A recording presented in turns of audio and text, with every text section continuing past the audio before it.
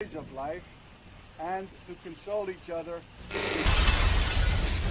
Hello. I am sorry, but I must interrupt this show. Later, you know what it is. Hey, Ham, it's time, baby. Low, let's turn out we do. Hey. They said, we said we lit. They said, we said we on. They said, we said strong. They said, we said go. We say that you heard right. We say that you heard right. We say that you heard right. We say that you heard right. They said, we said we in. They said, we said on. They said, we said strong. They said, we said go. We say that you heard right. We say that you heard right. We say that you heard right. We say that you heard right. Man, I swear that it's imminent. I've been going so hard on my penmanship. About to go in and buy me a whip. And I pull that shit fresh off the dealership. I can leave you on red like an Xbox. Got me laughing at you like you red fox. Got you chasing Hot Wheels like a matchbox. EA running the game and it don't stop. Super cold like I'm playing for Blitz. Cause you all in my sights like Red Dead Redemption. Never gonna slip on my pimpin'. Better get out my way, bitch, I'm on a mission. Really ain't no competition. I'm steady grilling opposition. I'm get up and ready to win. They can play it how they play, but fuck what you say. I'm getting this money today. Last of us like a dying breed. Down the ride like a noble steed. Fatality moves, I make it bleed. That's on any game, that's on any screen. Shut up and give me your money. They said we so lit. Even if I take an L, we coming back just to show that we don't quit. They said we lit. They said we said we on. They said we said strong. They said we said go.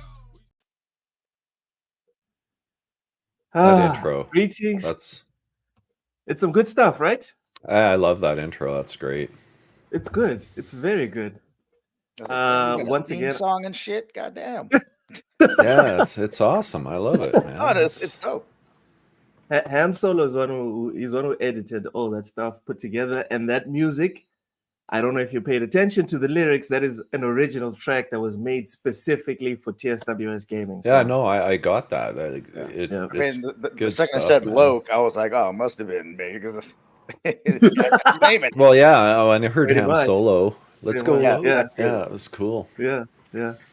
Greetings and salutations, ladies and gentlemen. Welcome to another episode of the Gaming Log. It's Loke's Gaming Log, but I my ego is not as big as The Rock, right? I can't speak about myself in the third person, okay?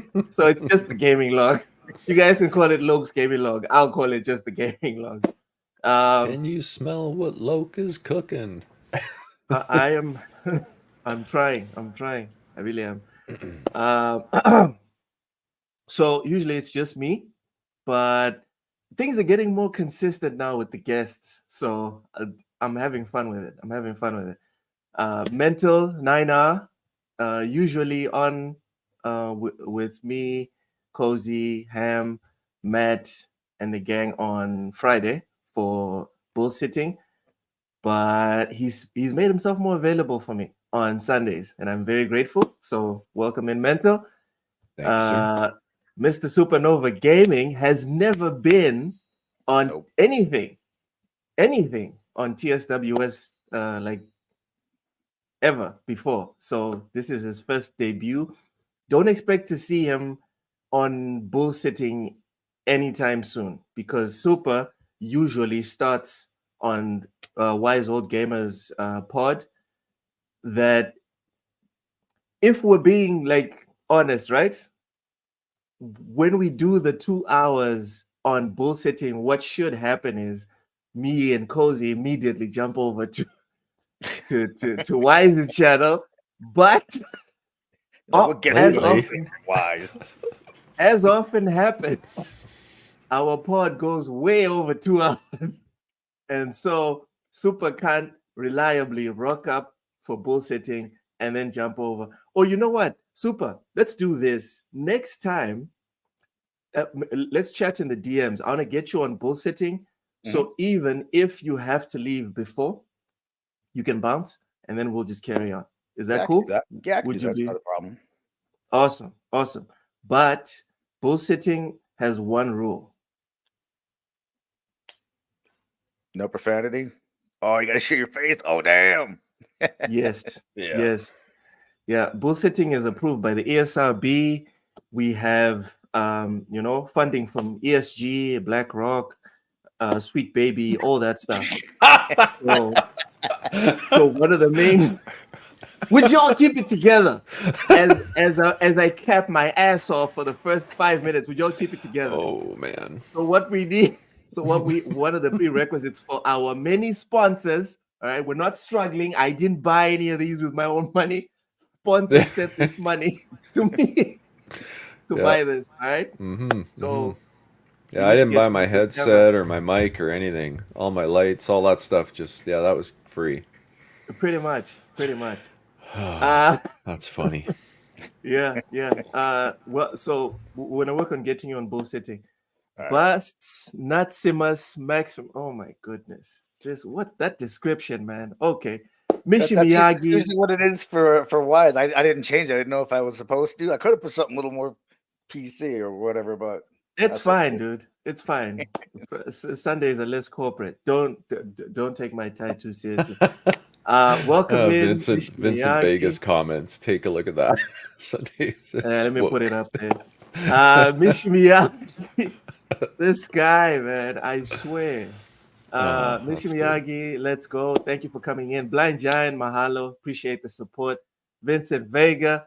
Rachie says Destin can wait. What are we talking about? What's he? What? Oh, does Destin have a show right now? Are you guys making Destin wait to watch Lil Old Me? Oh my goodness. Man. So you should feel special. Start talking about yourself in third person. Gentlemen, welcome to Lokes Gaming Log. I appreciate you guys coming through to support me. You guys are here for me and only me. Screw Mental, screw Super, down here, screw all of them. All right? Y'all are here for me. All right? Anyways, I hope you guys are having a good one. For the, I don't know if you guys celebrate Women's Day on the same day, but today is Women's Day in Mozambique. So do we have a Women's Day in America? Okay, what's that got to do with Texas, though? Oh my god. Okay. Might as well get it started early, buddy. Like, might as well get it out of the way. Just get out your sister. Okay. Well, I was hoping for ham, but you will. Oh my. Okay. All right, AG. All right. I'm not offended. This is going. God damn. Let's see what's happening. Dude, the chat is vicious, man. The chat. I didn't come here to see you, but I mean, I might as well say I'm already here. I mean, I'm already here. I already got my snacks. I told people to leave. I might as well just do it. All right. Hold up. I took off of work for this? This guy? Oh, man. Boo this man. And then he chucks his hat, his virtual hat. All right. Gents, what have you guys been playing since Friday? Well, for me, it's RoboCop, Rogue City. And with that, your favorite, Tilu 2 as well. And I've jumped into Nier Automata a little bit as well. So I'm all over the place, man. I've always got, 2 to 3, sometimes even 4 games on the go. So that's a lot of games. Playing Nier Automata. Yeah. Okay. I have ADD, so I got to jump around a bit. Super. What you been playing since Friday? Since Friday, Helldivers 2. Gotta spread that managed democracy, but I'm taking a break because we're getting a new war bond on the 11th, and they cap how many medals you can hold, so you can't have too many. So I'm at the cap. What is a war bond?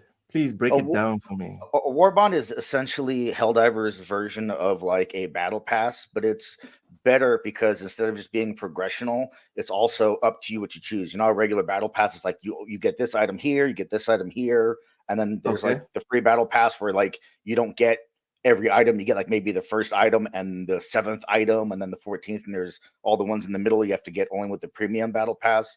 The way the war bonds work is you unlock pages with your medals, and once you're on a page, there may be 7 or 8 items on that page, and you buy whichever one you want with the medals that you have. And there's the free war bond, which you start off with, and then there's premium ones, which you have to actually use super credits in order to have access to those war bonds.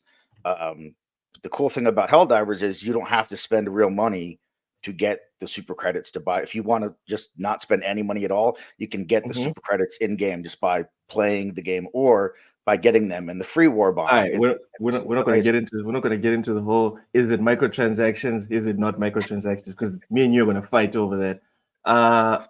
Quickly, and then you'll never come on Bull Sitting.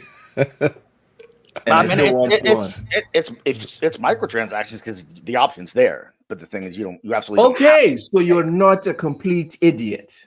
You're not disingenuous, because there's people talking about there's no microtransaction, bro. No, I'm not arguing. There's a store where arguing. you take real money and you turn it Yes. into fake money. That's a Thank you. microtransaction. Absolutely.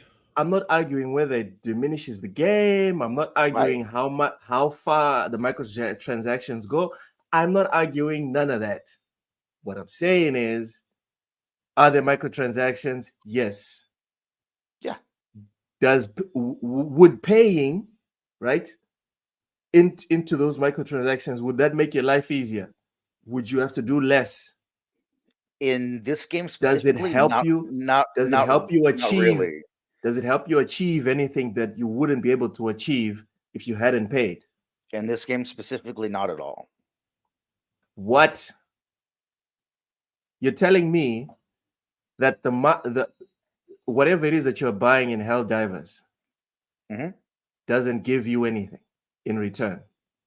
Is it just cosmetics? It gives you something in return in the form of the in-game currency. And then that in-game currency in turn is used to purchase either items in the the superstore, or in order to purchase exactly. So those items, you still have to either go out there and play, right? To earn, and then come here and spend, or you could just spend and then get the stuff. Yes or no? Yes, correct. Like if there were things in the superstore you wanted right away, you can spend real money and get the super credits right away. But the thing is, the things in the superstore don't really give you any benefit more than the stuff you're going to get without. Like honestly, I feel dumb for having bought the super credits in the beginning, because after playing the game, I'm like, yourself. No, man. Like I did it because I was like, oh, because that's the way every other game I've played with a system like this works. Like, oh, you want the better shit, you got to have the in-game currency, whatever it is. And I found out very shortly I didn't have to. I could have just played the game and gotten the in-game currency from playing it. You can even unlock that currency in the free, war bond or battle pass. So, and then in the superstore, it's like two things of armor, so like a chest armor and a helmet. And that's it. Like you can't buy weapons in the superstore. It's only armor, cosmetics that don't really do anything. And the armors you get don't have any benefit over armors that you can just get for free. So it's not really like the other games where when you pay for the in-game currency through the microtransactions, you get kind of like a speed boost, or you kind of speed up progression. It doesn't really work that way in this game. Mental, have you played what's this game called? I keep forgetting the name. Helldivers? Helldivers 2, have you played it? I have, but very, very little. I got it like shortly after it launched, and at that time it was still during the problematic matchmaking portion. Yeah, so that's where I lost everyone interest. wanted to jump in on the democracy and they couldn't handle it. Yeah. So I haven't gone back to it since. I see so many people having fun with this game. I feel like I need to get it. Like I'm someone that doesn't feel FOMO, guys. I don't give a fuck about FOMO. Like I don't care. But this game's giving me FOMO. Does crossplay work for the $40? It does. Yeah, between PS5 and PC, absolutely. Okay. And then for the $40, dude, there's like it's punching way above its weight at the $40 price mark for the amount of game you get, and for the amount of content. Like it's only been out for a month, and they've already put an additional war bond out there. There's another war bond coming out on the 11th. They've added new weapons that new enemy variants, all new mechanics, like all kinds of stuff. They just keep adding stuff. And these are the things that even if you didn't buy anything, you're getting, all these updates to enemy types and variants and stuff like that for free. And like the mech suits and stuff like that, that's stuff you get with in-game currency. You can't buy that with real money. Like everybody gets it for nothing. Well, not for nothing, but okay. Well, no, you have to pay for the game, obviously. I'm saying like normally it's Yeah, like, oh, you yeah. want all this new stuff we're adding. You have to Extra buy season $10. pass 1. You have to buy Yeah. season pass 2. This is just updates that they're giving people as long as you have the game. To That's the Rachel's way it point, should be. unlike Infinite, Arrowhead is pumping content like crazy. I'm feeling like I'm about to beat Final Fantasy, so I think I might give Helldivers a proper go. Super, have you beaten Final Fantasy Remake? Rebirth? Remake. Rebirth. No, Remake. Yeah, I beat Remake. The and original. Rebirth. Okay, so let me tell you where I'm at. You know when you pass the train station and then you're going to stop Shinra from bringing down the platform on Sector 7? Right. That's where I'm at. I feel like I'm close to the end. Am I? I'm trying to remember. It's probably closer to the end, but it's hard for me to remember exactly how much is left after that. But Okay. you got to be getting close, man. Yeah, Fucking the train close. station with the ghosts and stuff. Yeah, with the wisps. Yeah. That game is nice, man. Like I can see why a lot of people talk about Final Fantasy. Like, there's no way I'm going back to the original. Like, I'm sorry, I'm just not gonna do it. Call me whatever you want. I'm not a purist to that extent when it comes to Final Fantasy. I'll do it for Metal Gear. I'm not gonna do it for Final Fantasy. Yeah. Cozy is calling me a weeb because I'm talking about Final Fantasy. That's her way of saying hi. How's everyone doing? Mhm. Oh yeah. Let's just not let her in here. I don't need anyone making fun of me for how I say don't and sorry and about and every other thing I say as a Canadian. You know, just for that, buddy, I'm sending the link directly to Cozy's DM right now. So Just if gonna she come and be really like, wants, Poutine sucks. if she really wants to jump in here and make your day, your Sunday stuck, then that's what's going to happen. I'm sorry. Laughing. Okay, it's Cannibal Don't Sunday. do it. All right. All right. So she was just enjoying the chatter. All right. Cheers, Cozy. Appreciate you. I'm not on my computer. All right. So Thank God for that. There are miracles. Stellar Blade. Bro, don't provoke her. She'll jump in Yams. with a phone. Put the She'll respect jump on in his with a name. phone. Stellar What? Yams. Lord in heaven. Seriously. That's Sunday. Sorry. Vincent okay. Vega's Stellar on a roll. Yams. What do you say about Sundays? Oh, it's Cannibal Sunday because of the Friday conversation about the human flavored like Cheetos or whatever they were. Yeah, no. We're not going to be talking about that. No. So Stellar Blade demo. Who here has played the demo? I have. Here, I'll All right. be topical. There you go. You can go first. Super. I want to hear your take first. I think it's great. It was I had a lot of fun playing the demo. For me personally, the combat was a lot slower than I thought it would be. But it was still fun. I enjoyed it. It had issues, I think, a little bit of jankiness when it came to platforming or climbing things. But outside of those areas, it was cool. It was, a little bit Souls-like, a little Devil May Cry, kind of somewhere in the middle. Everyone wants to make it about the ass. Oh, the ass, and it's like, yeah, but I don't know. That shit falls away when you're playing the game. You don't really notice the ass. If you're staring at the ass the whole time, you're not going to make it through the game because it's not like it's a breeze to walk through unless you're playing at the lowest difficulty or something. But I think overall, I'm definitely going to get it.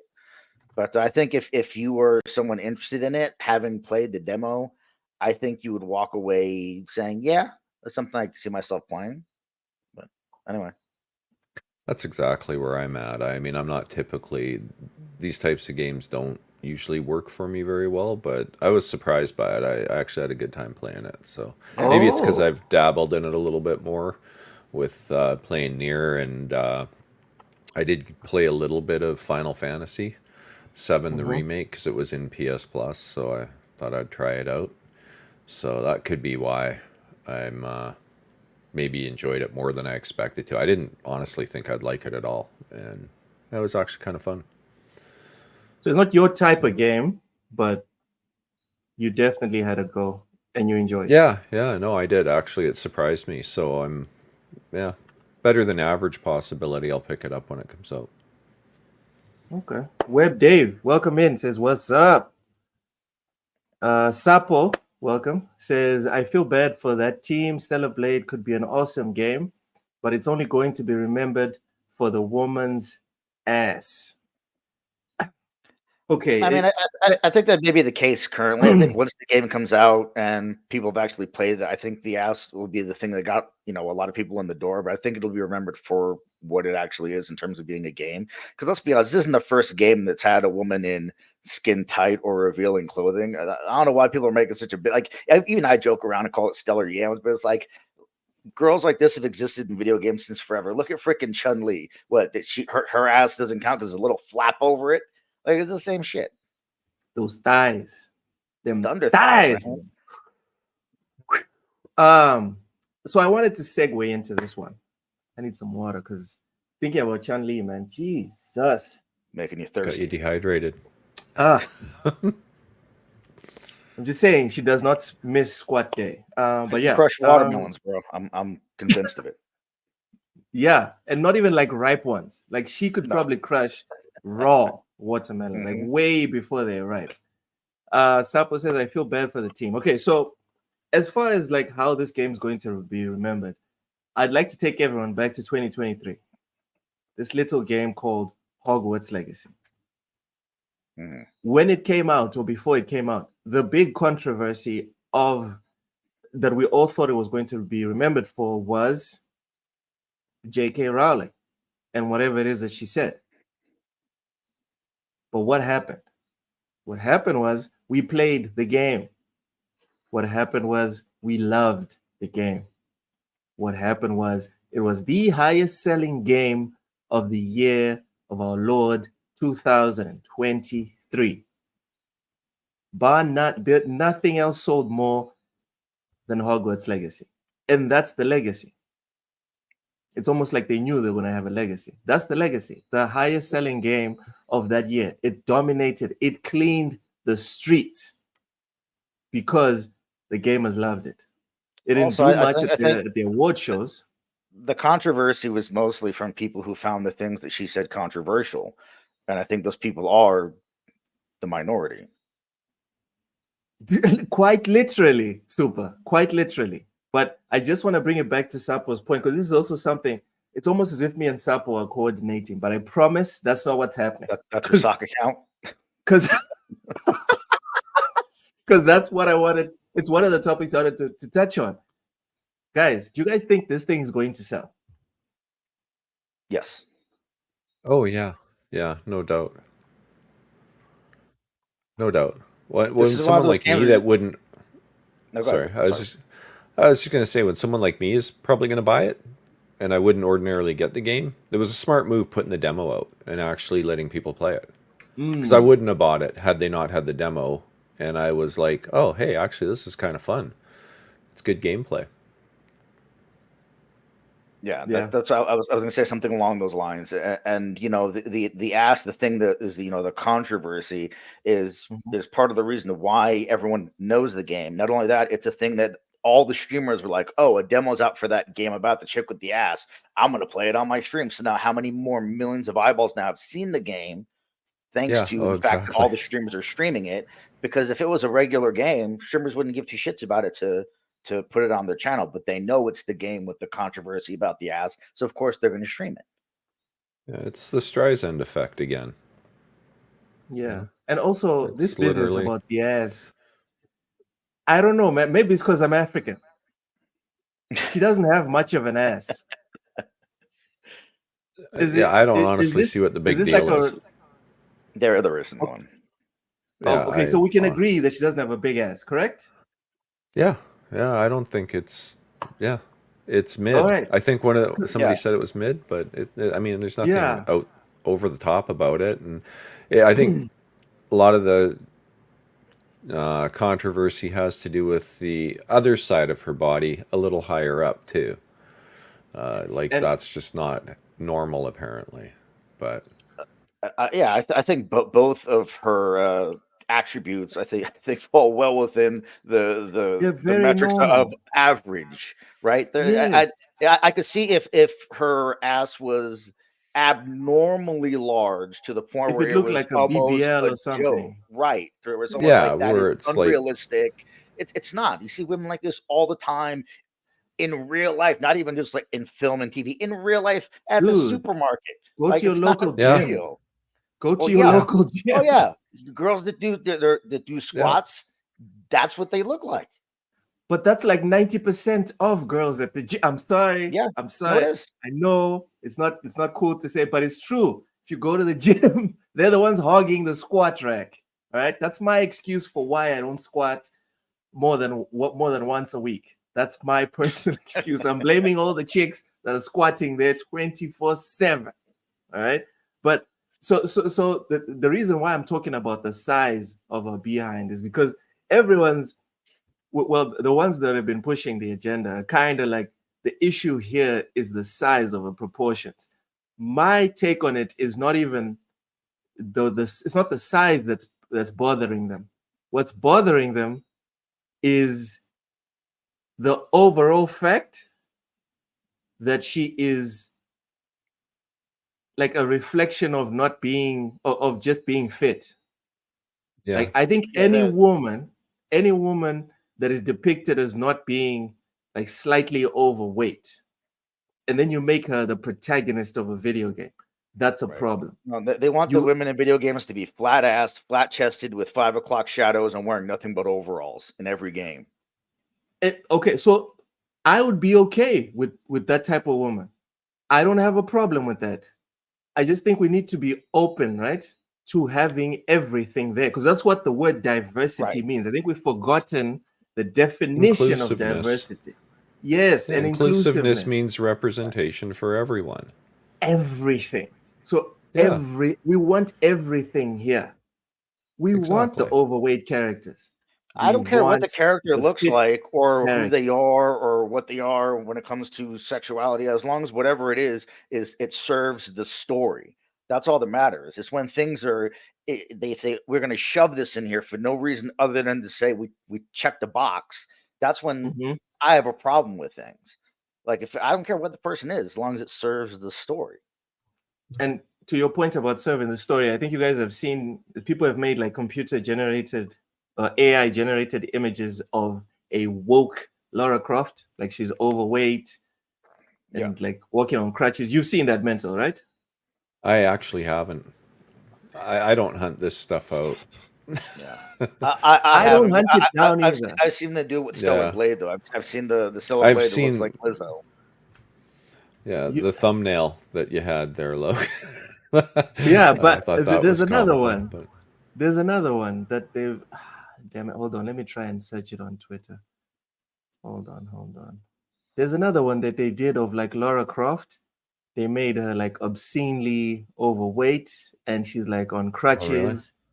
Yeah, because she's Yeah. gonna climb Okay. ropes and climb mountains and do backflips. And that's Totally. the Well, thing. that's And what I that's would like. I was and just that thinking speaks that to about your this. point. That speaks to your point, Mental, of like Mm-hmm. you want to make it inclusive, yes, but it Mm-hmm. has to make sense. Yeah, it just has to All make right. sense. Like this is not going to do it. This person, right? This Oh my person is not going gosh, to cozy. explore I've never seen that. Oh, what it calls. He say, Lizzo isn't the she best said, "What example about because pedo games?" But she oh said, my, "Oh my lord, goodness." Uh but I've not seen this. That. you know what, Cozy? About the pedo games. Oh god. No, I think we need to address this because I did say I we want everything. What I pedo think games? every theory has an exception. there's a universe where 1 + 1 does not equal 2. And to this theory of mine that I want diversity, I want everything in gaming. This is where I draw the line. That's what I don't want in game. I don't want that in our universe, but it is what it is. Shouldn't exist. But since we're addressing inclusivity in gaming specifically, I don't want pedo games in gaming. There's Lizzo isn't the best example because she's fat, but she can dance and play the flute. She's a flutist or whatever the hell. Yeah, Cozy. Flotist? She can get Cozy. Lizzo can get driven to an arena and then get dressed up and perform for 2 to 3 hours. No offense, but I don't think when you're raiding tombs in the Amazon, you can take a break, jump into your limo, and then go crash for a few hours. All right? I mean, I doubt Lizzo can climb a rope. She might be able to dance for 2 hours, but I doubt she can climb a rope. Yeah, I doubt it. We don't know about that. We don't know about. Maybe she can. All I'm saying is endurance, like the type of performance that you're expecting out of a Lara Croft, a Stellar Blade, a Bayonetta, right? Just in terms of cardio. I'm not even talking about lifting weights or just in terms of just freaking cardio. I think this person will catch a heart attack before like the first checkpoint. Wow, she's stage 2 diabetic. I can see it. I don't know what the stages are. All I'm saying, yeah. I don't even know what makes stage 2 stage 2. I just said it. yeah.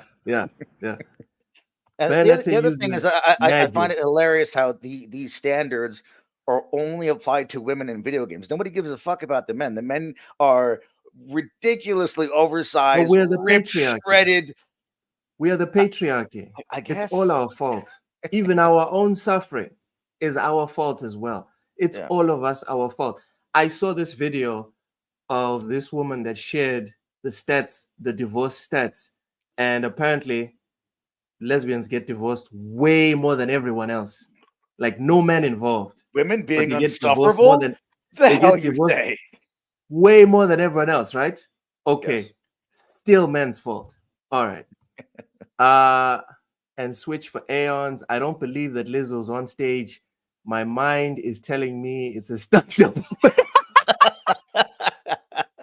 Listen, this is funny, but come on, Mishi. No, let's give her dues, all right? And this is how we can have a Tomb Raider that looks like this in the future. Figure out a way to make magic work for her. Magic Tomb Raider. That'll do it.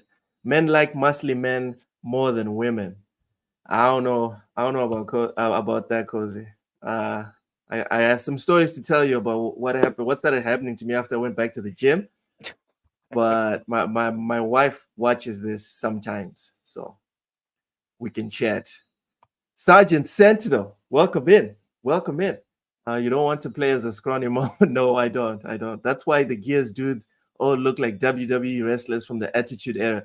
Dude, the Gears dudes are bigger than the WWE guys. Like, the Gears dudes are ridiculous. Can we agree, Mental? Those guys are, come on. Well, yeah, I mean, but again, it's not meant to be realistic, right? So I don't have a problem with it in the right type of game where, it makes sense that they would be big and buff to some extent because look what they're fighting against. Look at the things they've got to do, the weapons they carry around, all that stuff, right? It's all kind of over the top. So it's also very stylized, and it's a video game. Like they're stylized representations of humans. They don't look like real human beings because the entire game is stylized. How many games have we had over in cartoons where the characters are stylized versions of what we are? They don't look exactly like we do, but they don't have to. It's a fucking video game. Yeah. And that's fine. No one's out here complaining like it depends. When Japanese dragons get depicted, they don't look like the Western dragons, which are more realistic. Yeah, it all depends on what the goal of the game is, right? But yeah, I don't know. All right, well, that happened. We won't be touching on the IGN thing. I think everyone's already spoken on this. What IGN It thing? seems IGN France put out an article, and they were kind of like lambasting, the depiction of the Stellar Blade character. They're not okay with it.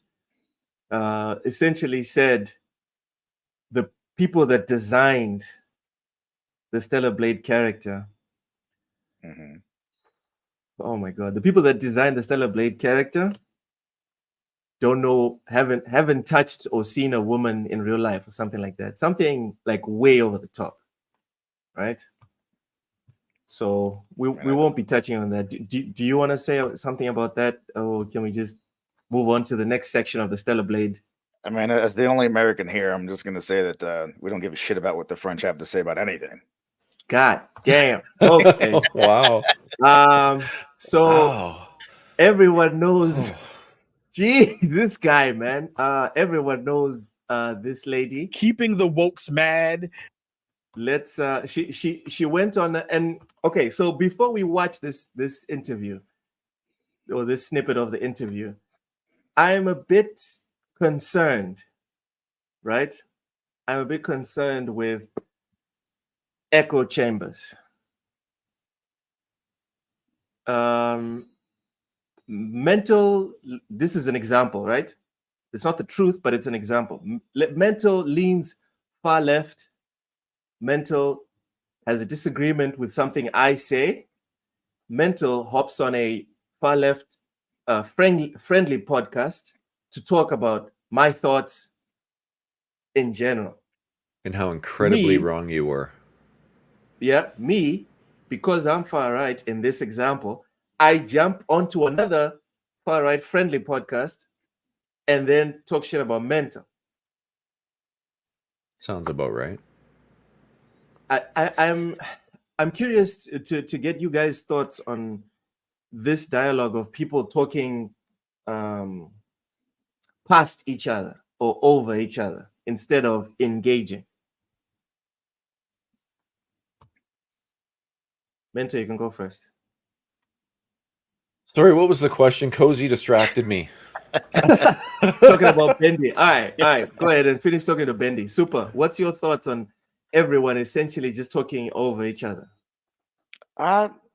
It doesn't do anything. Like, I love the idea of arguing or debating, or me trying to get you to come over to my side. You trying to get me to come over to your side, and maybe meeting somewhere in the middle. I enjoy that shit. I think it's dumb where people, like you said, they'll go to some place, basically get in an argument, and then immediately run back to their echo chamber where it's like, all right, everybody, now affirm my thoughts and my beliefs and my choices because I must be right about everything.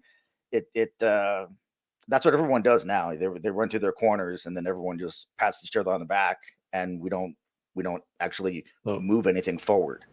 I can, yeah, like that's exactly it. There's people forget that there's probably far more that we can bond on than things we disagree on in general. Good example. There was a tweet that I liked. I don't know. It's probably a week ago or so, maybe more. And it just had to do with our current prime minister and getting rid of him in favor of someone that actually cares about Canadians as a whole and wants to see our economy grow versus running the country into the toilet. And I liked it because that's the reality. Like, our country is in big trouble. We're sitting here. Experts are saying it's going to take us 40 years to get out of the financial ruin that he's put us in and to be competitive on the world stage again. And that's not a place anyone wants to be. And because I liked that tweet, I knew right away that I was going to lose followers on Twitter. Sure enough, I lost a half a dozen. And I was actually, in my mind, already predicting who those people would be because I've seen their tweets where they very far left ideology. But you know what? We still, in my mind, I didn't care. I didn't unfollow them because of that. That their political views are, irrelevant when it comes to the gaming conversation that we actually would interact with and have like ideas. But as soon as they saw me like something they didn't agree with politically, they left. That's it. They're out. can't follow that guy anymore. He's a right-wing kook, even though I'm not a right-wing kook. I'm far more of a centralist than I am right or left. But to them, because I like that tweet, because I think we do need a change of government, it became a big issue.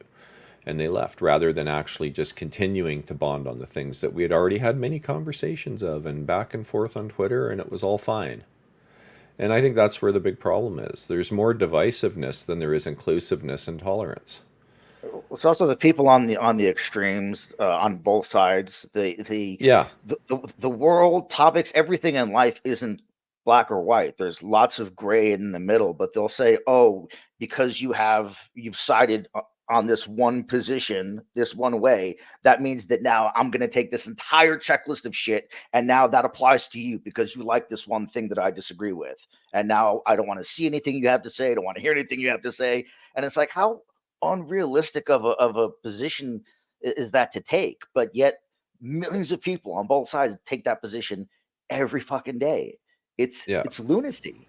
And then they accuse you of being you're not though. Like, and it is. I think it is the extreme people on either side that are like that.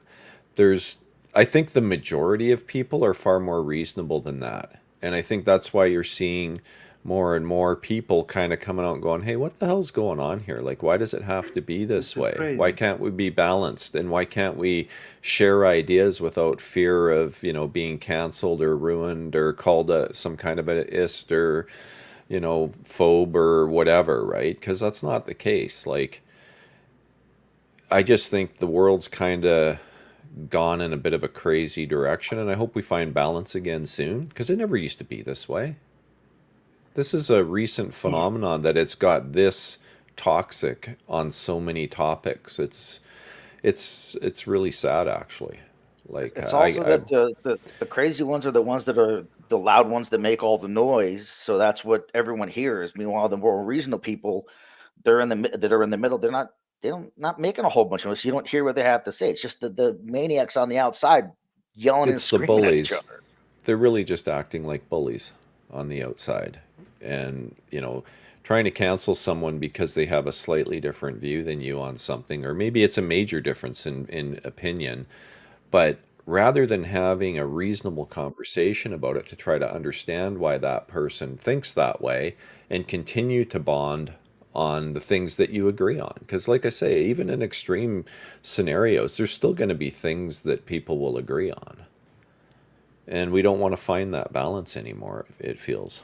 Or seems like. Yeah, or being able to disagree with civility, like even that's exactly for the most part in these conversations. It's you're evil, you are despicable because you believe in something I don't believe in, and therefore you must be removed from this planet.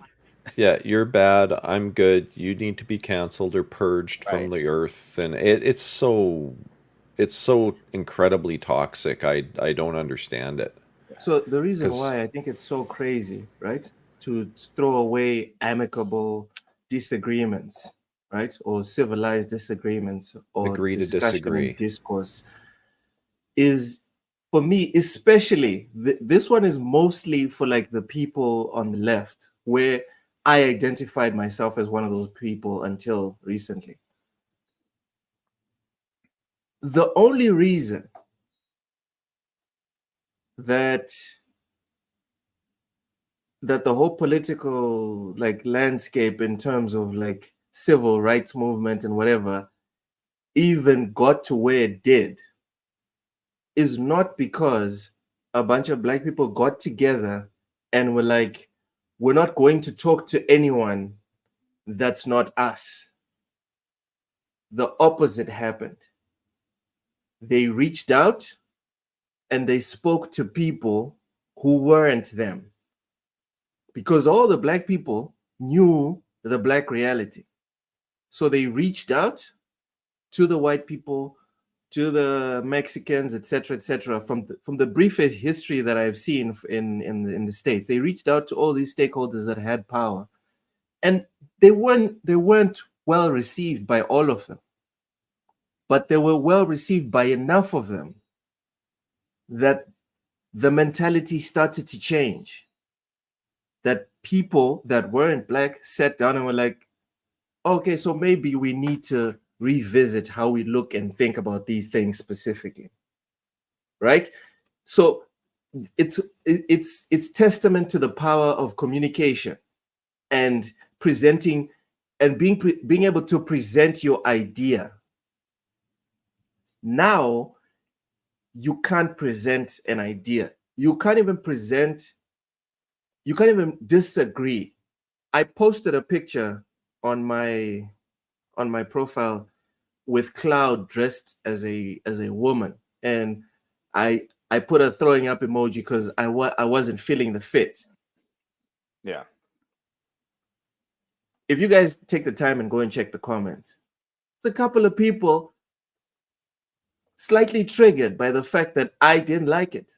Someone specific, I'm forgetting his name, someone specific asked me, but why don't you like it? And I'm like, because I don't like it. Have I lost the right? Have I lost the right to not like things? Huh? Is this thing specifically, is it a sacred cow? Is this something that Look, you understand, Loke? It's your bigot mind. It's making you think these things. And the thing is, my attitude is not born from where I was raised. I was raised in countries that didn't allow for these things. But because I consumed so much of like the American Kool-Aid, your books, your movies, your poetry, it became ingrained in me. For me, the American dream is not wealth. The American dream is freedom. Mm-hmm. Freedom of thought, freedom of commerce, etc., etc. So for me to be getting these questions from an American is like, what's going on? Is it not okay for me to look at something and not like it and that to be the end of it? Why must I now justify it to you? It's my Twitter. It's my platform. It's tiny as fuck, bro. Leave if you're not feeling it. Yeah. What would have been wrong with just coming and go, oh yeah, I can see why you might not like it. I actually don't mind it myself. Yeah. Or if you said and I leave like it at that. And it's cool that you don't like it, but I like it. That's cool. Yeah. We had the there's no discourse. problem with that. Mm-hmm.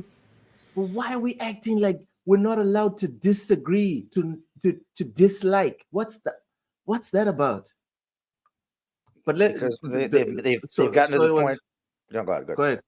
No, finish. No, I was going to say it's because they've made it to where certain positions, if you were to take these positions or be what they perceive as being against certain positions, makes you morally a despicable, terrible person, as opposed to just a person that has a opinion about something. Like they've said, these are these positions that we're going to draw this line in the sand, and anyone on that side of the line is a bad person.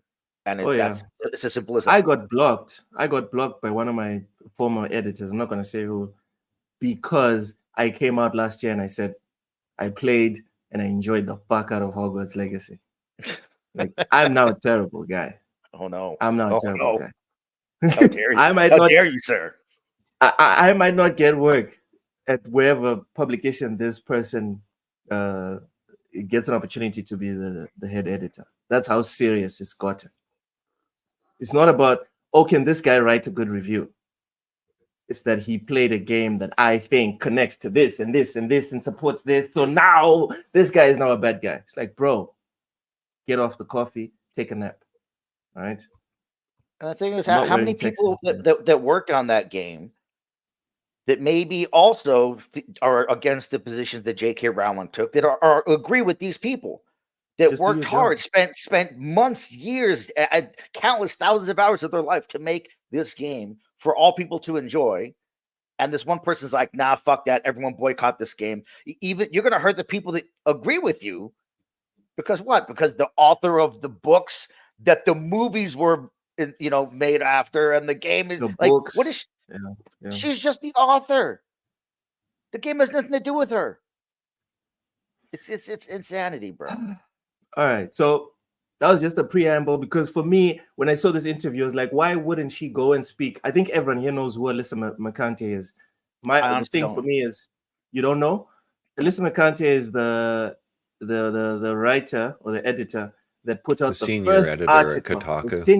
Yeah, she's the one who put out the first article in defense of Sweet Baby. Like, remember that week when everyone was shitting on Sweet Baby, and then the following Monday, we got the first article from Kotaku. She's the one who wrote it. Okay. Alyssa McCante. Okay. What's this? Rachel says, I can use the minority card if I'm an Xbox player.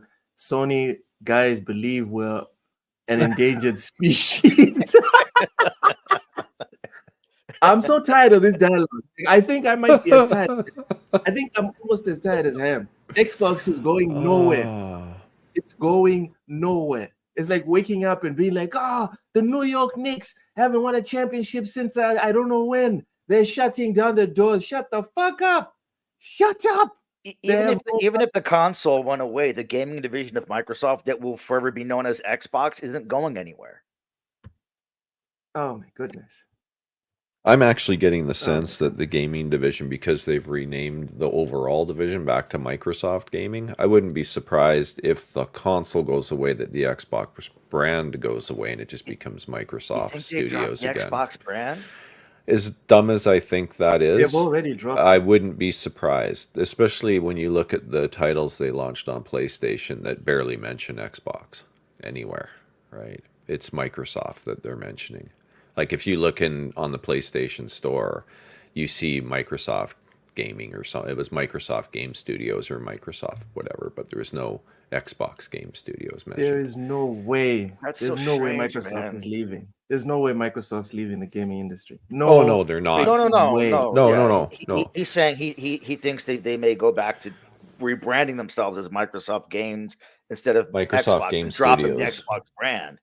I don't know, man. Like for me, Because if you think back though, right? Like Xbox 360, it was Microsoft Game Studios. Go load up an original Halo and it'll say Microsoft Game Studios. It doesn't mention Xbox, right? They changed their branding midway through the Xbox One asking gen. them to basically regress 30 years and go back to Microsoft Games or whatever. But in modern day, even though Xbox is in third place, people still associate Xbox with video games and Microsoft Not with really. all the other things. Not really. So? You know why? No. Like I use my own country as a measuring stick. A lot of people don't know what Xbox even is here. Here it's just PlayStation and Nintendo. Yeah, but like everyone knows what Microsoft is. Everyone knows what Microsoft is. If you look at PAX East, it's a pivot that makes sense. It's a pivot that makes sense in terms of brand name. Go ahead. If you look at PAX East, their booth had Microsoft, and all it had was an Xbox emblem kind of on the side, but the front of the booth was labeled Microsoft. Right, so it's like. That'll hurt fanboys' feelings if that shit happens, man. Well, I agree. Like, I think they should leverage the Xbox brand, and I'm not going to talk about it again, but I've done like spiels as far as 2 months ago about how they should rebrand or redo their console as a Windows mini PC, essentially. I think it's you even broke it down here as well. Yeah, it was like 2 months ago when I was on your show, Loke, when I joined. Like an hour in that time. We went through the whole thing, right? As to why I think that would be smart. And then just charge enough for it that they're making a profit and sell it as hardware. And then they get Sony's games, all those different good reasons as to go that way. Steam and everything just works at that point. They don't have to mess with it. Just build a console interface, right?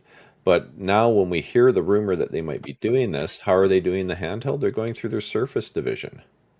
Right? And it's going to be a Surface device.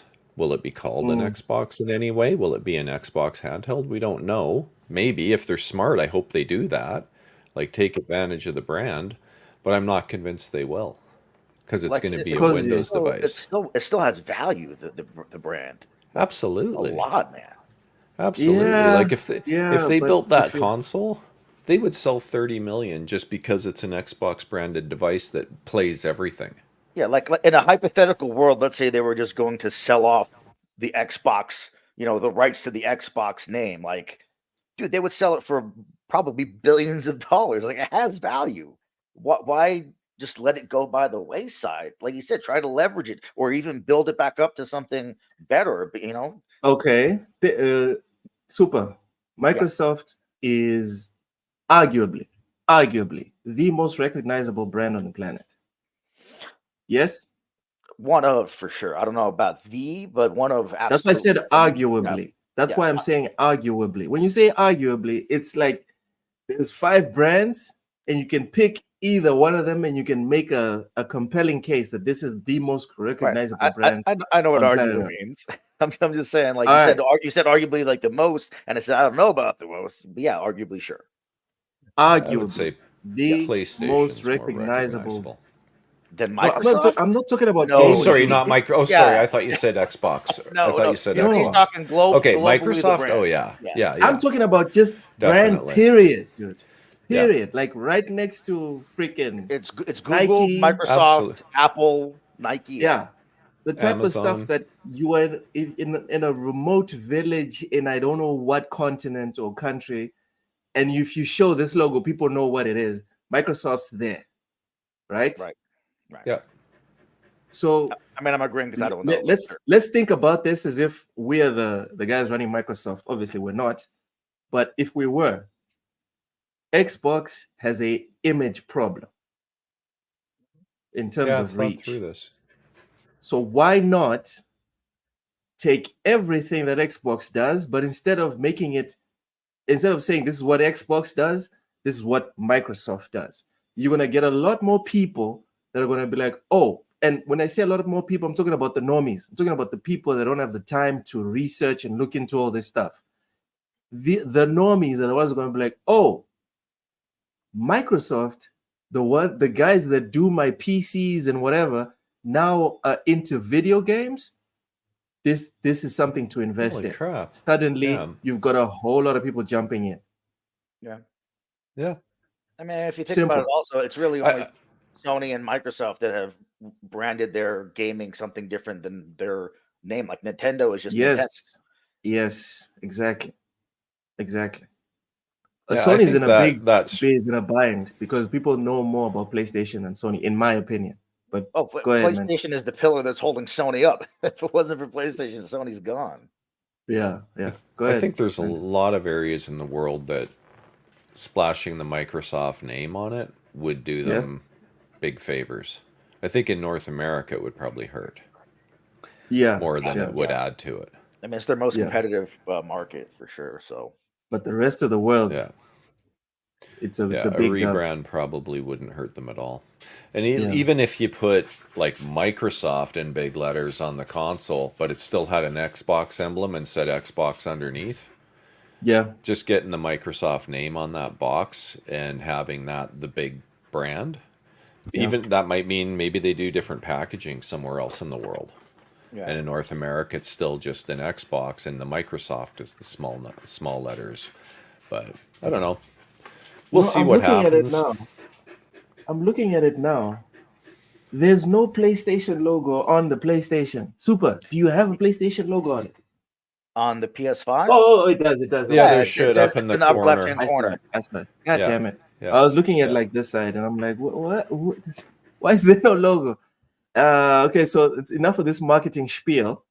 Cozy says devs are canceling all the Xbox versions.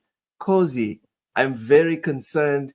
Are there links to this? Are you trolling? Are you being like for real? What's this about? Because as everyone knows, not just that, but Cozy is a developer, so she knows other devs. So if she's saying, I didn't know that. I knew she was writing a comic book. I didn't know she was a dev. How you not tell me this, Cozy? You know, for months now. A woman of many talents. This one, Cozy is going to carry us to the promised land on TSWS. I'm just saying. We're all riding her. We're riding her coattails at this point. I'm very curious, Cozy. When you say devs are canceling all the Xbox versions, that's not cool, Super. That is not cool if they're canceling the Xbox versions. Once it makes monetary sense, the Xbox will be dropped. Console gaming, as we know it, will be going away eventually. Well, I don't want to get philosophical about it, Cozy, but everything is going away eventually. Yeah. But we're not going to get into that. We're not going to get into that. I'm sure even the Romans thought, oh, this is going to last forever. They can bring back games for Windows Live. Ew. No, I hope they don't do that. I hope they don't do that. Taye, welcome in Taye Talks. Last time I checked, PlayStation made up 20 to 30% of Sony's earnings. Sony will be fine without PlayStation. Just hurt. Really? I thought it was like 50. Are we talking revenue or profits? Because I'm sure they make revenue off everything they sell, but I don't think they make a whole lot of profits from their TV division or their camera division, even or their headphone division. Even though they make some of the best consumer products out there, I don't think they make a whole lot of profit from those divisions. Well, I guess we can bring that up next time. Okay, Cozy was trolling. All right. Let's get back to this echo chamber that I was complaining about here. Back on topic. Back on topic. See if we can knock out the sweet baby stuff this week. The bastion of conservative gaming, the bastion. Seriously, like right at the beginning. Conservative gaming. Yeah. Right at the beginning, you're already messing it up. If you disagree with me, you are this. Yeah. I mean, look at his headphones. It looks like he's wearing a jellyfish on his head, so. Oh my God. Of keeping the wokes mad is Stellar Blade right now. Stellar Blade is the game of the year because there's a shiny titty and a almost a medium ass. It's not even a great ass. It's a medium ass. It's not even that big. It is a medium ass. The bastion of conservative gaming, the bastion that was it? Of keeping the wokes mad is Stellar. God damn it. All right. Oh, I thought he was just reiterating the point. I didn't realize it was looping. I thought it was just reiterating. It was fucking looping. All right, fuck it. Okay. She went on this podcast. Y'all are just gonna have to take my word for it, or go to that guy's Twitter and check on it. She went on this podcast and essentially just bashed gamers for liking Stellar Blade. And this is like the next level of what I was speaking on previously. We're not allowed to like now. We're not allowed to enjoy what's not been approved by our betters, our superiors, our moral superiors. Of course.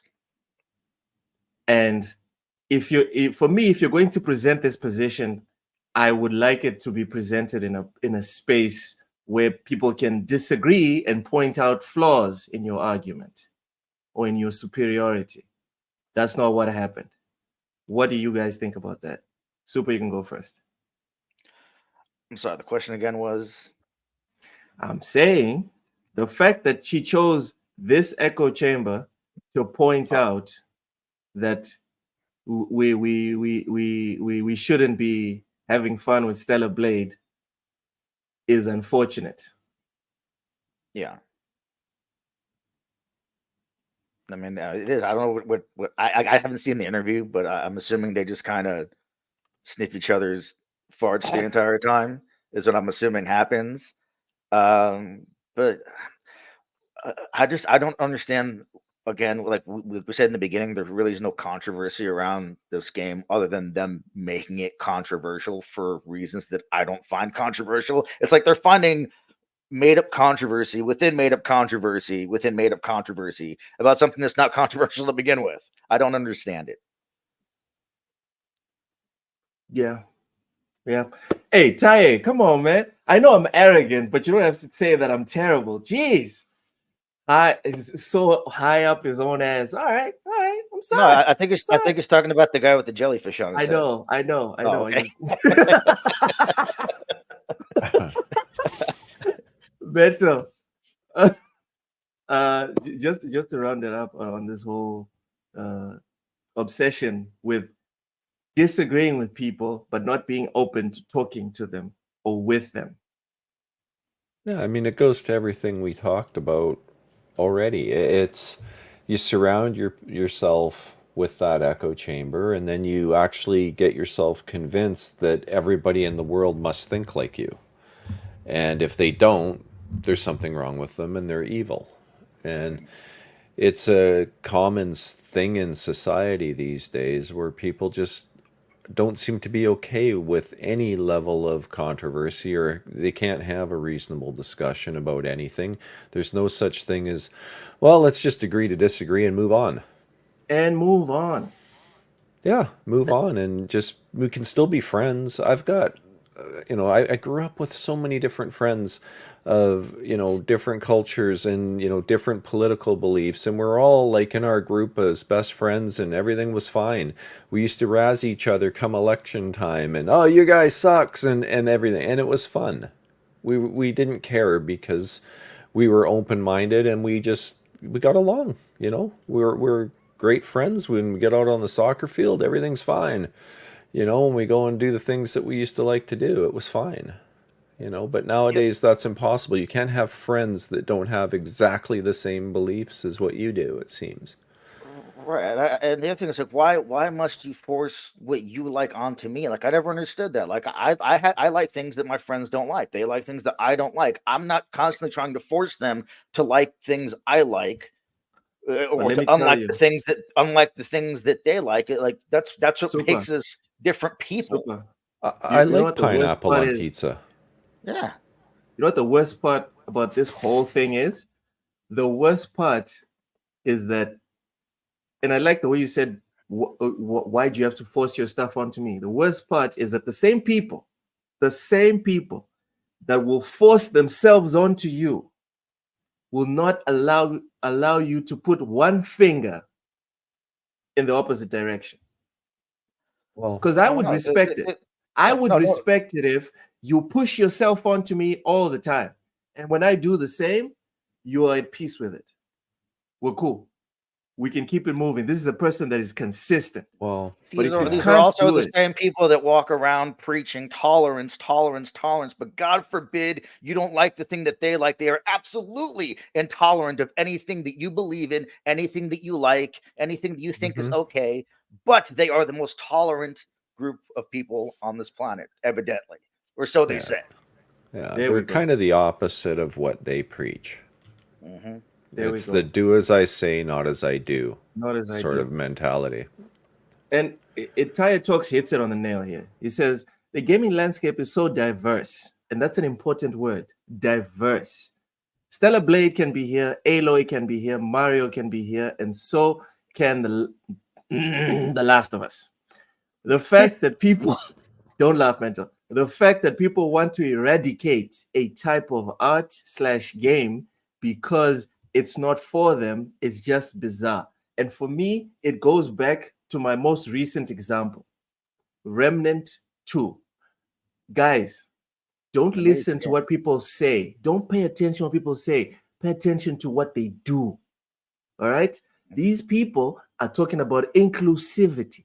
Pay attention to the words they use. They talk about diversity. They say this is all additive. Ladies and gentlemen, in Remnant 2, I don't know if they've patched it, right? But right now, the last time I played Remnant 2, you couldn't pick whether you were he or she. Everyone is they. That doesn't seem very additive from my point of view. Yeah. Well, no, they want diversity of everything but thought. Lastly, on this whole Stellar Blade thing, we've got our beloved grandpa, David Scott Jeffy. Oh, jeez. But hey, look, he made God of War, so everything he says is gospel. Don't you know, Loke? No, I didn't. Oh my goodness. David Jeffy said, I love how the game that's supposed to be for real men who love hot chicks and hate wokeness rewards them for pre-ordering with lots of clothes and accessories to play dress up with. So unless I'm getting this wrong, right? This is his attempt to own the hyper masculine men, because only men admire women. Don't forget this. The hyper masculine men that are drooling over Eve on Stellar Blade. Before you guys go, I want to address this one very quickly myself. David Jeffy, this is embarrassing. I'm embarrassed to have to read this. I'm embarrassed for you that you even put this up. Are you implying that male gamers don't care about playing dress up? Have you not played literally every RPG ever made? Huh? You haven't played Dark Souls? You've never played Dragon Age? Fucking Mass Effect? Nothing. Nothing. All right. Take your pills and take a nap. All right? Also, don't forget to urinate before you go to bed. Mental. Go ahead. I actually find it kind of funny in some respects, but I mean there's potential that could be insulting to some people too. I mean, I don't need to say more, I don't think, but to imply that there's no females that would enjoy playing this game as well. Oh man. Yep. It's kind of silly. He's walking in a my tightrope mind, there. Well, he's not being inclusive. Yep, he's not being very inclusive. He's assuming that it's only men that care, and that's not the reality of the world today. So, I think he's just playing the game. I don't know that he even believes half the crap he says. I was to be about honest. to say I don't honestly believe that he believes this. I believe this is just him virtue signaling for his high fives. Yeah, I wouldn't be surprised. I mean, I've played some God of War. I've seen what was in God of War. But he says he's always been. I mean, did you see his other tweet he had? He says, "I've always been woke as fuck." But that's just like I said. I think he's just playing the game. But whatever. But that's another discussion that we've had before, right? That woke used to mean something, now it means something else. Yeah, the word's been appropriated. Yeah. By this other group of individuals. Yeah. Well, Bobby free up on Windows 95 is everywhere now. I distrust because it says she distrusts white dudes who go SJW, to be honest. I just don't like people who like to complain on behalf of Cozy, other people. The allies, Cozy, the allies. Yeah. Go ahead. No, I'm just saying that there's all these people that complain on behalf of other people, man. or that they get offended on behalf of other people. It's like, oh, how dare you say that about an Asian person? I'm like, are you Asian? No, then shut the fuck up. Let an Asian person say that it offended them. Like, if they didn't say anything, why are you? Shut up. The camera pans to the Asian people. They're laughing their asses off. They're like, we love this. What are you talking about? Show me the Japanese people that are like, oh no, that's how dare they make this Ghost of Tsushima beautiful woman. No, why did the Japanese government, like under the woke rule, right? Under these people's governments, Ghost of Tsushima would not exist. But you look at what happened in Ghost of Tsushima, the actual government of Japan reached out to the development studio and honored them. Ambassadors. They're ambassadors of the country or the city or whatever it is now. Not one Japanese person on their team. Like, why are we creating these barriers?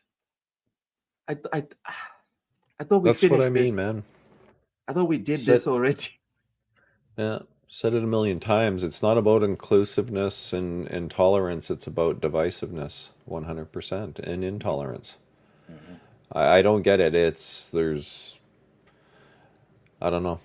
I don't get it because it's so far from my own mentality. It's hard for me to put myself in their shoes to understand why it's so militant in taking the direction it has. I don't get it. And this one's a good one, Raichi.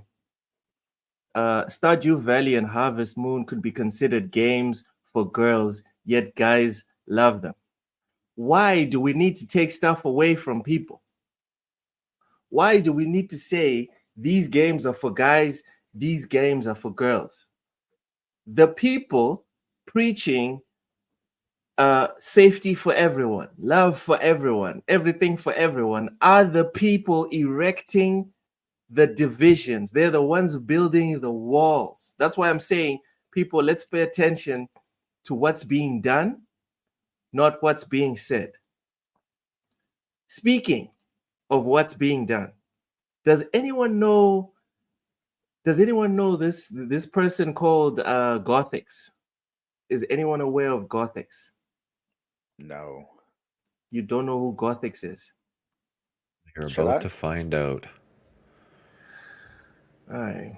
Well, She's been at the before center of a little bit of controversy here recently. yeah, but before we go there, let's enjoy a video that was shared to me by Mishi Miyagi last week. I think we need to cleanse our palates, right? And enjoy And to some. be fair to Super, I didn't know who Gothics was either until I heard about her on Luca's podcast. So until it started popping off. Yeah, and then that's when I started looking into it. Also, I think Luca had her take wrong on it. To be honest, now that I've looked into it more, I think her take was wrong. But Talking about terror Luca, like that Luca. Yeah, like Ash and Luca. Yeah. The Ash and Luca. Yeah. Yeah. All right. So one more time, this is one of my favorite video games of all time. Sifu. They put in a mod for Batman. Dope. It's glorious. Yeah, it's freaking amazing. Look at that. When they first explained it, when Mishi brought it up, I was like, oh, that's shit. I don't like that. Now I'm watching it, I'm like, hold on a minute. Yeah. This could that work. Totally looks like it could fit right into Gotham Knights or something. It's the same thing when I saw the mod where they put Blade in the game. I'm like, dude, make this game. Why doesn't this game exist? Blade? Oh, yeah, dude, that would there's be a mod awesome. where Blade's there. All right, I love Blade. One of my favorite characters ever. I now have to buy Sifu on PC just so I can play this mod. What? Check it out, dude. Is that the Robert Pattinson Batman? That looks like the Robert Pattinson Batman. The Batman. Yeah, it's Pattinson or Battinson. Oh. Okay. Which one's you guys' favorite Batman? Real quick, while we enjoy this. The 80s, man. It's going to be Michael Keaton for me. With his stiff ass neck. Oh, I don't care, man. Michael, and then the 89 Batmobile. Okay. That car is timeless. Yeah. That one is timeless. Yeah, that was cool. I can't answer that question, to be honest. Because I tend to lean towards Keaton too, just because. But there's been some really good Batman since then as well. But if you push me, I'll say Keaton. I think any answer that's not Clooney or Kilmer, I can accept. Okay, it's Kilmer. Like Kilmer. Just causing some discourse here. Let's get the divisiveness going. Super, you don't like the nipples? You don't like the nipples? Yeah, that's right. Or what about the bat skates? Or the bat credit card? Oh my lord! All right, the less we talk about this car, the better. So yeah, for me, it's Christian Bale. I'm sorry. Yeah, he was good. That's an acceptable answer. Yeah, for me, Batman is and forever will be Christian Bale. But because Cozy said, because she said that, she can come on the show now if she wants. You now have permission, Cozy. If you're next to your laptop, you can now come on the show. Oh my goodness, this looks very nice. It's amazing, and it just speaks to like Super and Mental. I'm not sure what your main platforms are, but for me, this is the type of stuff that makes me think PC is the way forward. Because, like, even though I've beaten this game, this is another reason to go back.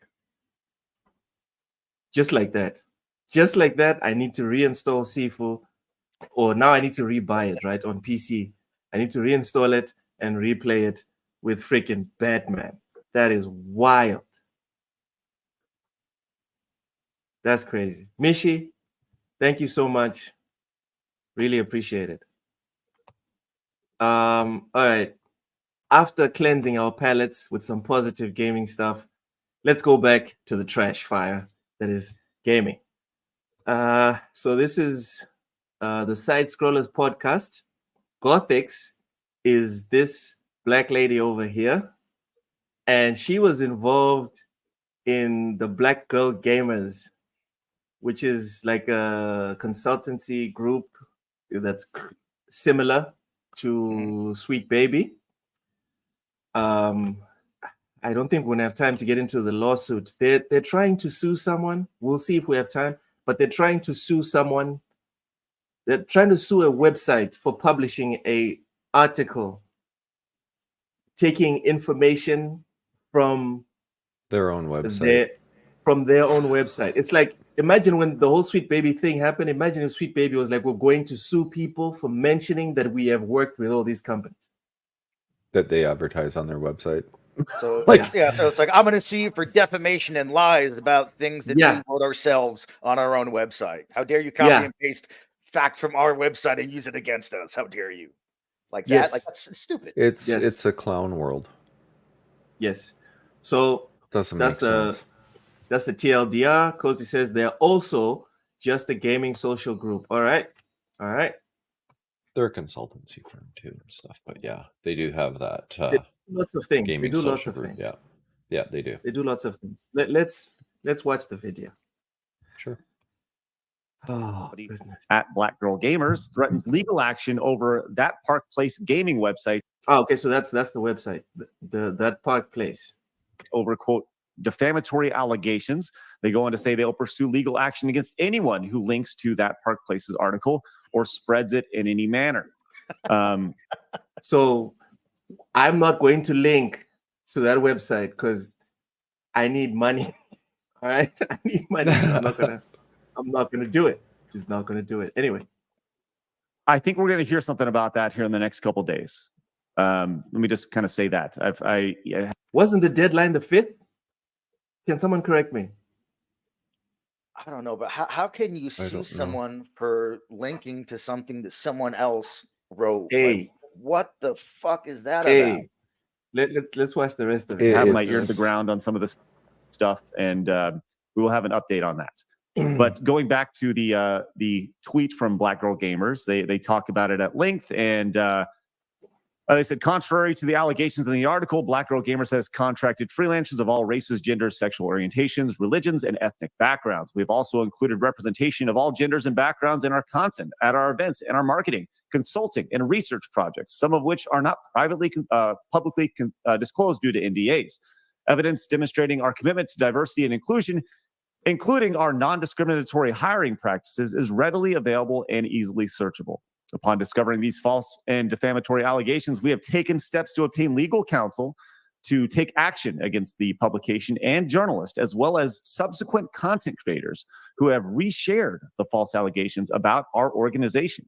We will continue to pursue action against anyone who persists in spreading false and defamatory information about Black Girl Gamers, its founder, and its contractors and partners. We value the talent and contributions of all our collaborators, and we are committed to doing so. Thank you to our community for the ongoing support. So that was trending yesterday. Gothix, you look less than impressed with that response. And can I say real quick, sorry, before we continue, I'm very happy about the amount of Black women that are appearing all of a sudden. Well, Gothix apparently has been around for a while. I wasn't aware of her. I'm just saying, like, I'd never seen Kim Belair, and then I saw her and I'm like, oh wow, she's beautiful. I see Gothix, oh wow, she's also beautiful. I'm just saying, it's nice to see. Just a very quick side note. Somehow I knew that was gonna come up as a statement at some point. She's pretty, is she not? She is. She's a good looking All right. woman. Kim Belair is also pretty. Anyway. It's bro. So first of all, I didn't even know that was all that was going down because I'm literally blocked everywhere, and the majority of their community members have me blocked because they were, like I said, they were a part of my wake up moment. And so just for context, because I think a lot of people are misinterpreting my statement, I was recruited to be a part of their community, and I collaborated on content for like their Twitch channels. I was a part of their Twitch stream team, but I was not hired as far as their gaming consulting firm, because back then it didn't actually exist. They were still laying the groundwork for what it is now. So the idea is they get a bunch of black faces and then they match these black faces with companies that they think would work together on certain campaigns. So that's my whole involvement with them. And long story short, like just the premise of them claiming that they're about diversity and it's a safe space. They literally say it on their website. We have a community of 10,000 Black LGBTQIA people, and this is a safe space. The second you say something that doesn't align with their groupthink, you are no longer allowed in this community. So I'm just wondering, what is it about diversity that, like, what is their diversity? Because if it's just diversity of skin color, then that's pointless. You know, where's the diversity of thought there? And so yeah, they're full of crap. I read the article on that thing that Grubbs retweeted. I don't see Yes. anything wrong with what was being reported. You're literally repeating the things that the founder was saying in various interviews. So what's wrong about it? Like, if you don't want to make your company or your organization look bad, then maybe you should be a little bit more cognizant about the things that you say during interviews, because this is from your mouth. Well, so let's go to your. Anyone have anything to say about that up to that point? This reminds me a lot of like the libs of TikTok, how they tried to get the libs of TikTok kicked off of Twitter for simply taking videos that people put on Twitter or on TikTok and saying, hey, look at this video that this person made. That they don't write anything. They literally just repost the video and they're like, oh, how dare they? It's like, you put it out there in the world. Like, what are you getting angry for? Yeah, you can't get mad at someone for quoting you. That's all they did. So I don't know how that's defamation of character. I think this is a losing case. I've seen some lawyers comment on it, like they don't have a chance in hell of winning anything in court. It would just be a colossal waste of everyone's money. I mean, it really does depend on where they are in court and who the judge is at this point in time. But that would mean that the judge would have to find that it's illegal to quote somebody. Honestly, these days, I'm not surprised by anything. It'd be pretty crazy, because then, you know, politicians could then sue news outlets for quoting them, etc. Right? Like, it would be insane. Everyone that talks about news, you would have to be like, if you want to report on the WWE, you need to be at every show that does Raw. And you need to have written consent from the WWE. Yeah. You know, that's the level that we're going to now. Oh, slippery slope for sure. But I mean, can you argue that we are walking closer towards these slopes every goddamn year? Every year some crazy shit happens. And I'm like, how the hell did this happen? Yeah. Every year it's something new, or the line gets blurred more or gets pushed further. And it's like, well, how the hell did this happen? Every year. Cozy says Gothic's problem is she was saying nasty things and being unpleasant and got pushback, so she left. What were these nasty things that she was saying? Because I'm curious. Now with Stellar Blade, we entered the chapter of Revenge of the Simps. Oh my god. Rachie, basically the whole story, right, of Star Wars. The whole story of Star Wars, like regurgitated via video games. Nice one, Rachie. Taye Talk says, I don't understand the controversy really in relation to Gothics, though. She might be right here, sure, but isn't this the same chick who said woke is communism? So dumb. Everyone just needs to relax. Man, I think we're far from relaxing, dude. It's why, and I think even that Gothics herself will never sit down with BBG live. Is it BBG or BGG? Sorry, BGG. Go ahead, Mentor. I was going to say, I think she's offered to talk it out with them, but they've got her blocked on everything and they refuse. She says she's offered. Yeah. But I mean, she You know? said it publicly, so that's an offer, right? Like if I said, "Hey, I'm I willing would to say sit so, down yeah. and talk to them anytime," that's an offer. You can't say that publicly She's on a basically Candace stream and Owens then type. say, "Oh, I never said that," right? You know, but I think You guys know who Candace Owens is? Yeah. yeah, I know. You, Candace you guys Owens see is. the picture of Candace Owens at a baby shower? Her baby shower. Did you see that picture? I saw that picture. No, I did and I not. lost my shit. No offense. I know that black people make up 13% of the US population, but she was having a baby shower and she was the only black person there. Okay, that's bizarre. Okay, That was wild. When I saw that, I was like, bro, like usually I'm all for, just live with the people that, but I'm still just like, damn. Maybe it was her black friend that was taking the picture. I would have been like, girl, get your ass over here. Yeah, One of you exactly. white bitches go take the picture. You come over here. That's what I would have said. Because the optics look bad. It looks. It well, does.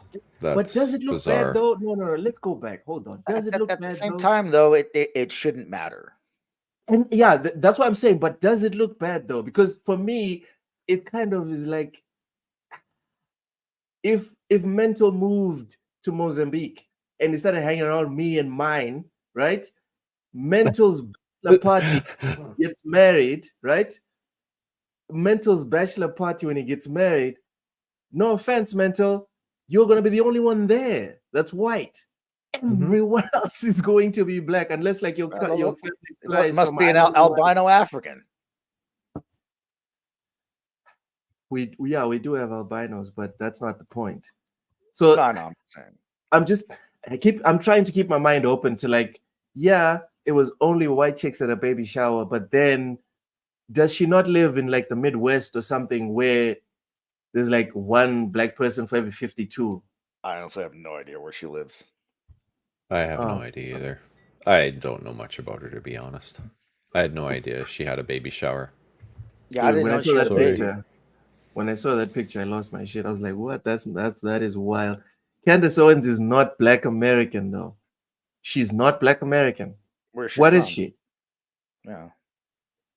Like I wasn't What even is she's she? black American. Not born in the U.S. or I'll look it up. Candace Owens born. Okay, as you search she was born in New York in 1989. I'm pretty sure that makes her black American. No, she's a Caribbean. What? Doesn't say that. It says she was born in New York. Just Google it. Her like her ancestry, Cozy, or?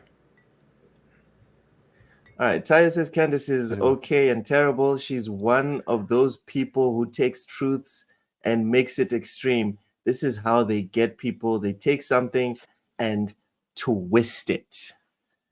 Ah, man, narratives. And to bring it back to video games, this is not new, guys. Everyone has always had a narrative. Hideo Kojima, when he made Metal Gear, had his own narratives that he was pushing. That's not the problem. And this is something I think Super and Mental, I think we agree here. The problem is not pushing narratives. The problem is shit games. The problem is shit characters. The problem is shit stories. That's the problem. Yep. We just want good games. Suicide Squad. People were shitting on it. We knew we were going to kill this. It says kill the Justice League. No one was pissed off last year. Everyone was cool with it, with the premise of the story. I was excited for the story. Everyone was crapping on Suicide Squad because of the microtransactions. It was very clear this is a game that had the story as a side hustle. The main job, the 9 to 5, the meat and potatoes, that was the online features. Right. I always say this. We went from a place where it was we're going to make this amazing game that's going to sell a lot of copies, and it's also going to have a store where you can buy shit. And it's become we're going to make this store where you can buy shit, and then we'll stick a game on it. This guy gets it, and that's where we have a problem. And we've gotten to the point where, and this is my conspiracy theory, my Alex Jones vision, the companies running this are not okay with us calling them out. So the right thing to do is to take a hold of the docile and the compliant, which is the journalists, which is the normies, the people that casually engage in gaming, and turn them against us, against the so-called extremists. Oh yeah, silence the dissenting voices. Because we are the ones pointing out that you guys are putting out shit product. But instead of turning them against us to say, no, you guys are the ones who don't know how to appreciate games, the idea is to turn them against us to make sure that whenever we bring up microtransactions, whenever we bring up bugs, whenever we bring up bad optimization or whatever, racist. It's sexist. Hollywood doing the same thing with movies. Exactly. And then you look at Baldur's Gate, another example. The devs tried to turn the narrative with the journalists. They tried to turn the narratives that we are now toxic for expecting the quality that we got Right. day one with Baldur's Gate. Do you understand? And it gets to the point that if you keep hitting us that way, what they expect is we will eventually fall. A couple of us are going to give up, are going to turn in our Twitter accounts and just be like, you know what, I'll play whatever. And then that rubbish, if I say anything against it, I am this, I am that, and leave it alone. That's my tinfoil theory about why a lot of this is happening. You want a good game mode, and you want all the content in that game day one? How dare you, you entitled piece of shit? Yeah. It must be my internal misogyny or my internalized racism, because I'm black. So you can't call me racist because you don't believe in. Oh my God, this is insane. But let's go back. Oh no, they can. They do all the time. You're a black white supremacist. They say shit like this. Bullshit. There's no such thing as a black white supremacist. They are literally news articles and people on TV who say shit like that every day. It's insane. That's it. That's really that's an oxymoronic statement to make. A black white supremacist. There's a black politician, Republican. I forgot. I think it might have been Tim Scott, one of them, and literally people on cable news said he's the black face of white supremacy. Does he also drive a dry, wet car? You know, it is oxymoronic, but it's something that they say, and there'll be a panel of 12 people that'll be like, "Yeah, he is," and it's like, you guys are insane.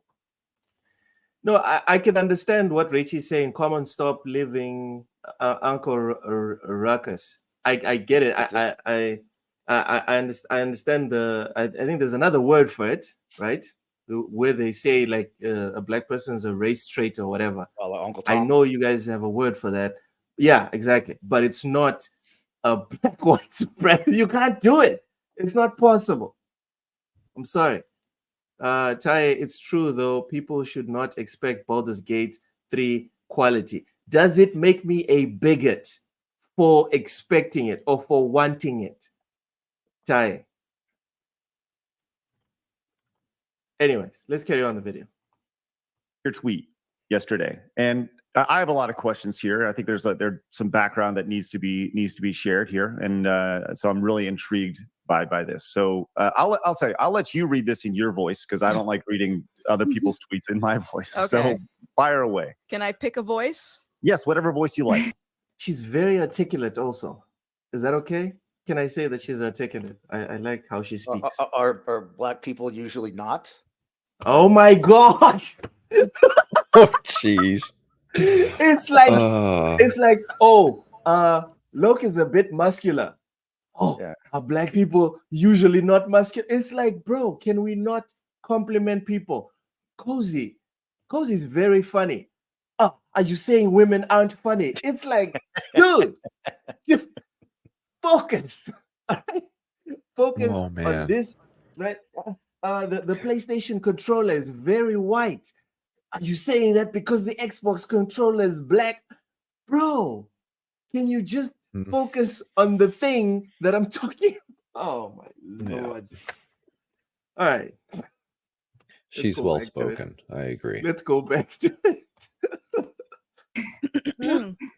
As a former Black Girl Gamer member, I can confidently Oh say my god. Why is she speaking like this? That's not her actual voice. She said she was gonna choose a voice, so she's chosen this posh British voice. Oh, she's trolling. Okay. Yeah. Okay. She's trolling, I think. Quick FYI. Quick FYI. I've never seen this video. I'm watching it now. Oh, So live that's why I'm- reaction. Okay. Yeah. Well, anything can happen. Hey, We these don't know. people are full of crap. They do not care about diversity. They promptly kicked me out for being anti-black, aka not making an idol out of my skin color, and refusing to hate white people. Can we have you on regularly just so you can do that? I Just so you mean, can- What was that? What was that accent? What was Uh, that? It was British and maybe, infomercial kind of. Yeah. But you continue. Yeah, I continue. I was harassed for months after the fact and received an onslaught of vitriol from many of their black members. You know how BGG responded? They blocked me and literally scrubbed my existence off of that platform.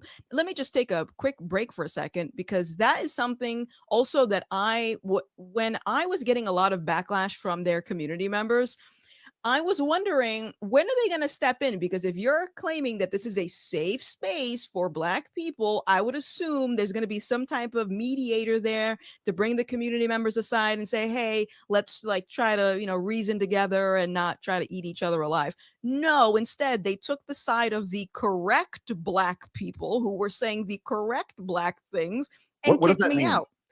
I have no idea. What does that mean to be correctly black? I have no idea. If you go on Twitter right now, or X, I'm sorry. If you go on X and you type in Gothix TV anti-black, that has been the majority of responses the last 24 hours of people calling me anti-black. What are you talking about? What is that metric? Is there a standard of blackness that I should be following, or are you guys just making this stuff up along the way? And this is the problem when people, as I said in this tweet, make skin color into an idol. They worship their skin color and they think that that's their identity. And then they have to make up all these weird rules and regulations about what it means to be Black. I don't even know what that means. All right. So, quick point I wanted to address with that little section of this conversation is that we need to start separating ideas from people or from the identity of people. I will have an idea, right? I'll use the cloud example. I didn't like the outfit in Final Fantasy Remake. That is a specific thought or feeling that I have about that specific product. That does not represent me as a human being in my entirety.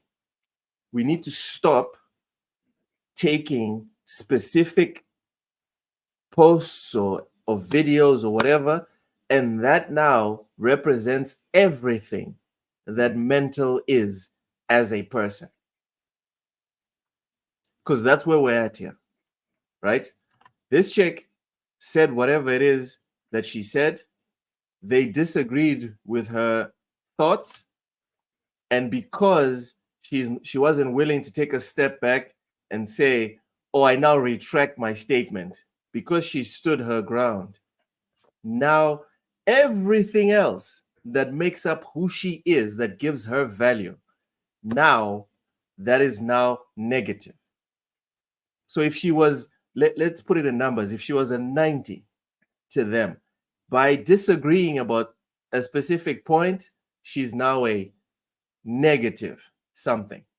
Oh, Cozy is spamming in the comments. Cozy, you should really be here. she basically was just unpleasant to be around. And some people have, and if you don't have anything to say, if you don't have anything nice to say, don't say anything at all. That's pretty much the gist of it. She Where wasn't did you kicked get out. that? Sorry, I'd like to know She where you left. got that from because I haven't seen that part of We this need to whole see as thing. much context around this as possible, because Yeah, right now I'd like to the know. way it's looking for me personally, the way it's looking, I'm on Gothic's side. I'm just being straight. But Cozy, you But- know how I am. Let's be honest, I'm though. not Look, an- even hold if on, even hold if on. Cozy, Super. Go Hold on. Cozy, you know I'm not an ideologue. Me and Ham, there's two people that I could put my hand on the fire for, right?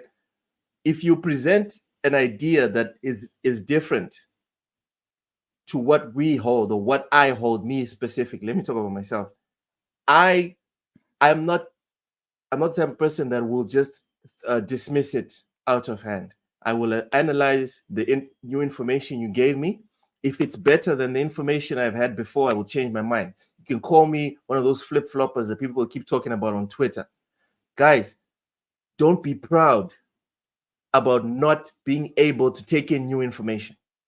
Don't be proud of it. It's not the sign of an intelligent person. Let them call you a flip-flopper. It's fine. Operate on common sense. All right. If someone presents you a better idea with evidence, go with that. All right. Cozy is in the BBG community and have been for quite some time. A lot of people just don't know how to let things go and drop stuff. Cozy, we need more info. We need some more. We have someone that watched the whole thing happen. Cozy, I sent you the damn link. We're gonna move on to the next topic, but get your ass Keeps home. using the excuse she's jump not in. at home. God damn it. Sorry, Super. I hope you haven't lost your train of thought. Go ahead. No. I was just gonna say, let's say that what Cozy's saying about this whole situation is correct, and that is how it happened, and it's not happening how you perceived it to be. Mm-hmm. We still see things like this happening in the way that you perceive them to happen all the time in groups of all kinds of different types. So everywhere. it's easy to believe. That's not what I'm trying to say. I'm trying to say that even if that wasn't the case in this particular scenario, it is in millions of others that we see play out all over the world all the goddamn time. So I'm just saying, if in this scenario, for whatever we're trying to say here, this scenario didn't fit that mold, there's a millions of other ones out there that do. They happen all the time. All right, Cozy's stuck. So we'll get her on next Sunday. And I want to chop this one up. Like, I want to really chop this one up. That's why we do the Sunday show, because there's that. on Tuesdays it's a bit short. Fridays there's lots of stuff and guests and whatever. Sunday I want it to be more like specific and introspective, right? I want people Current to take events. their time. I want us to take our time to really dig into the topics. All right, so let's carry on the video. So yeah, Gothic's TV anti-black. Yeah, you're kind of giving off that anti-black vibe. I'm the Little Mermaid now. Oh my god, she put up the Little Mermaid thing on her thumbnail. See this? This is kinda like funny, when they race swapped Little Yeah. Mermaid. Oh man, Anti-black. Yeah, you're kind of giving off that anti-black vibe. I'm the Little Mermaid now. That's You're hilarious. definitely anti-black. So the header is one of my favorite memes, because again, the irony is that members of Black Girl Gamers. I just noticed. Is that the guy that says I'm the captain now? yeah. Yeah. I didn't know that's what it was. So guys, I just want to my god, this is fucked up. Another example of why we need to separate opinions from race. Bad Leroy, right, said your banner on this app speaks for itself. You just don't know you are anti-black. So guys, maybe I'm taking this the wrong way, but the assumption here is if you are not pro race swaps in favor of black characters, you are anti-black. I mean, Is that's the that way is that that the it's logic? treated. Yeah. That's Is that the the way it's logic? treated. Like That's if sex swap. If you don't like the fact that they took a male character that's been a male character for 40 years and they made it female now for the You sake are of sexist. bullshit, you are sexist, right? Like for example, when they were talking or flirting with the idea of making 007 not only female but black female to check an extra box, and it's like, well, 007 could be anybody. It's just a number. And it's like, fuck off, okay? 007 is James Bond. It's been James Bond. He's a white male. Listen, I'm sorry that that's what it is. That's who he is. Why are you sorry that that's what it Right? is? Why I'm not. I'm not. I'm not this? really sorry. I'm just saying. Like it's like I'm sorry. That's what. Oh, That's you're what being he is, bro. facetious. All right. Right. It's like It's not my fault that James Bond was created as a white male. You want you can make a 009 movie or a 0012 or whatever the hell you want and make whatever the fuck you want. Why must you take this character and make it something different? Why must you take it away? Whether it's changing the race or change, I don't understand it. But to your point, yes, if we don't agree with it, if we're not like, yes, this is great, this is amazing, then we are sexist, we're racist, we're bigots. And it doesn't matter even if you are the sex or the race to which they are swapping to. If you disagree, you are now anti yourself. Okay, so I just wanted to make sure that my logic is what was actually being purported here. So yes, me personally, I am, by this metric, right? By this metric, I'm definitely anti-black. I don't enjoy it. I've bitched and moaned about black characters getting the short end of the stick, especially comic book wise. You see all these new comic books, new characters, new white characters, from The Boys to Invincible, etc., etc. The white characters keep getting new, fresh ideas and powers, and it's awesome. Black characters, oh, you know this one white character that's been famous for 20, 30, 50, 60 years, you make him black. All right? Yeah, that's I'm not against the way that. to do it. I'm against that, and I'm with Gothics here, so you can make me anti-black. As for the sexist part, by their metrics, Blade, anyone remember Blade? Yep. The leaked script said that by the end of Blade, the movie that was canceled, the script that was canceled, by the end of Blade, Blade would be Bladette. Oh. And I'm not feeling it. So by their metrics, I guess I'm sexist. Because for me, Blade's a dude. All right?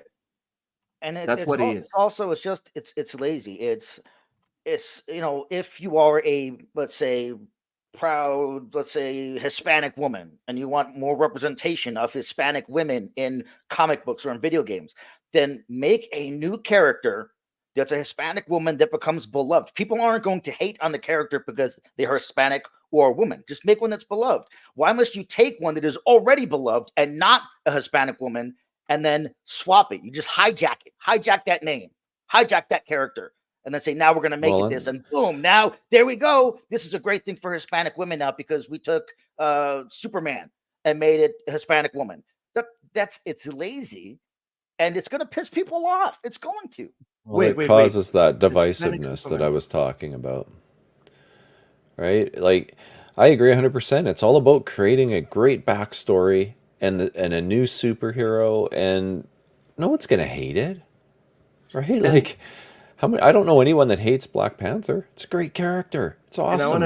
My son loves Black Panther. Nobody's trying to change T'Challa to a different race or gender. Like, people love him. Dude, even this business about, we shouldn't be making new characters because people already recognize Batman. People already recognize Superman. Just say that you are creatively bankrupt. Yeah. You look at Japan. I don't know what's in the water in Japan or Korea. I don't know what's going on that side. These guys are coming up with new iconic characters every 5 minutes. Have you guys seen this anime called Jujutsu Kaisen? No. That shit is wild. Like I'm already I already gone to AliExpress and I'm fucking ordering all types of little peripherals so I can so I can so I can keep. I want to buy the manga as soon as it's available in Mozambique. But it's fresh, it's new. People don't have a problem with new stuff. People just have a problem with bad stuff.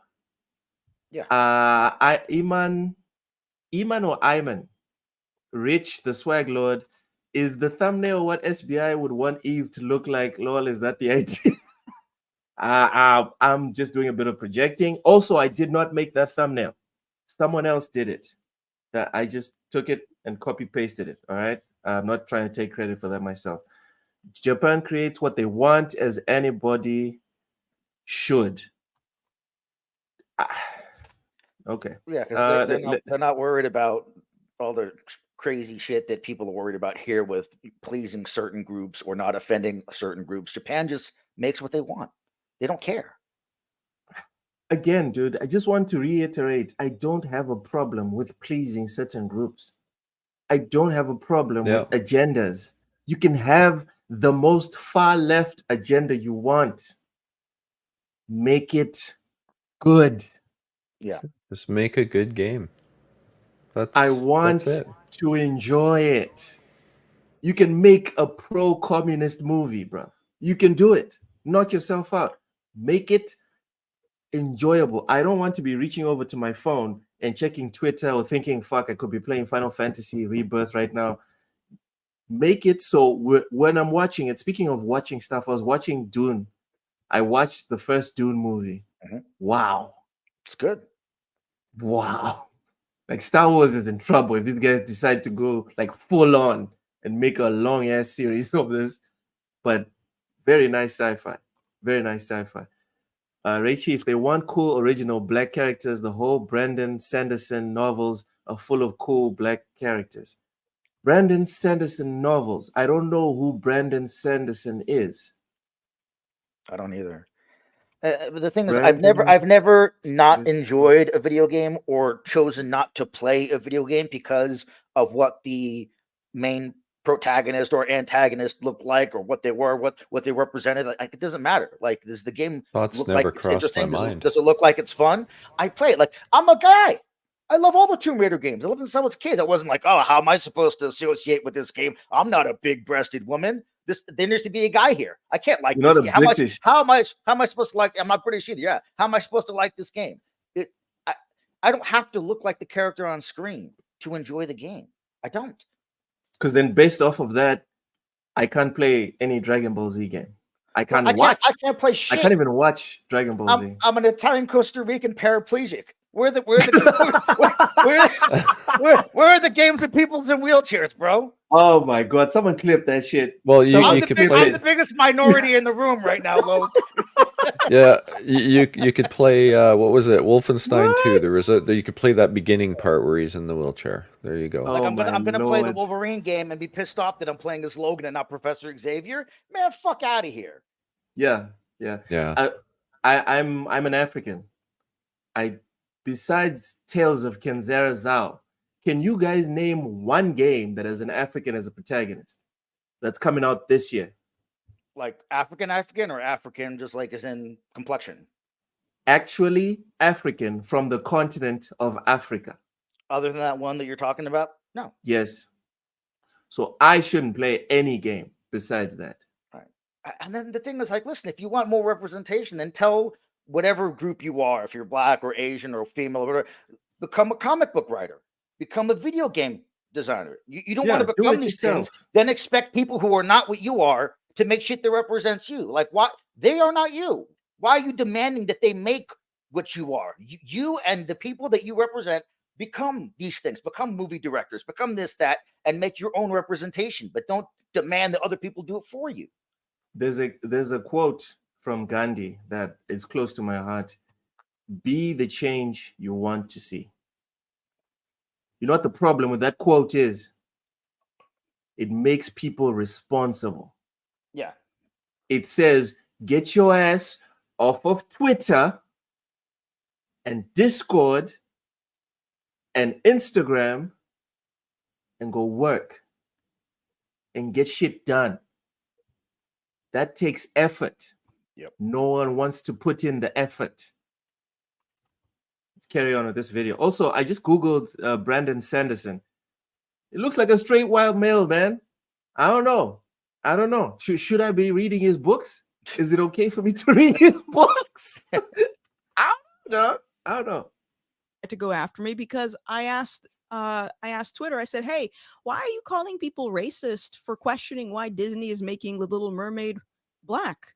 And I got called anti-black for asking that very reasonable question. And so that meme, what's wrong about the meme? I mean, okay, so Cozy, if you're still here with us, is this one of the topics? The fact that she was asking people why are you saying huh?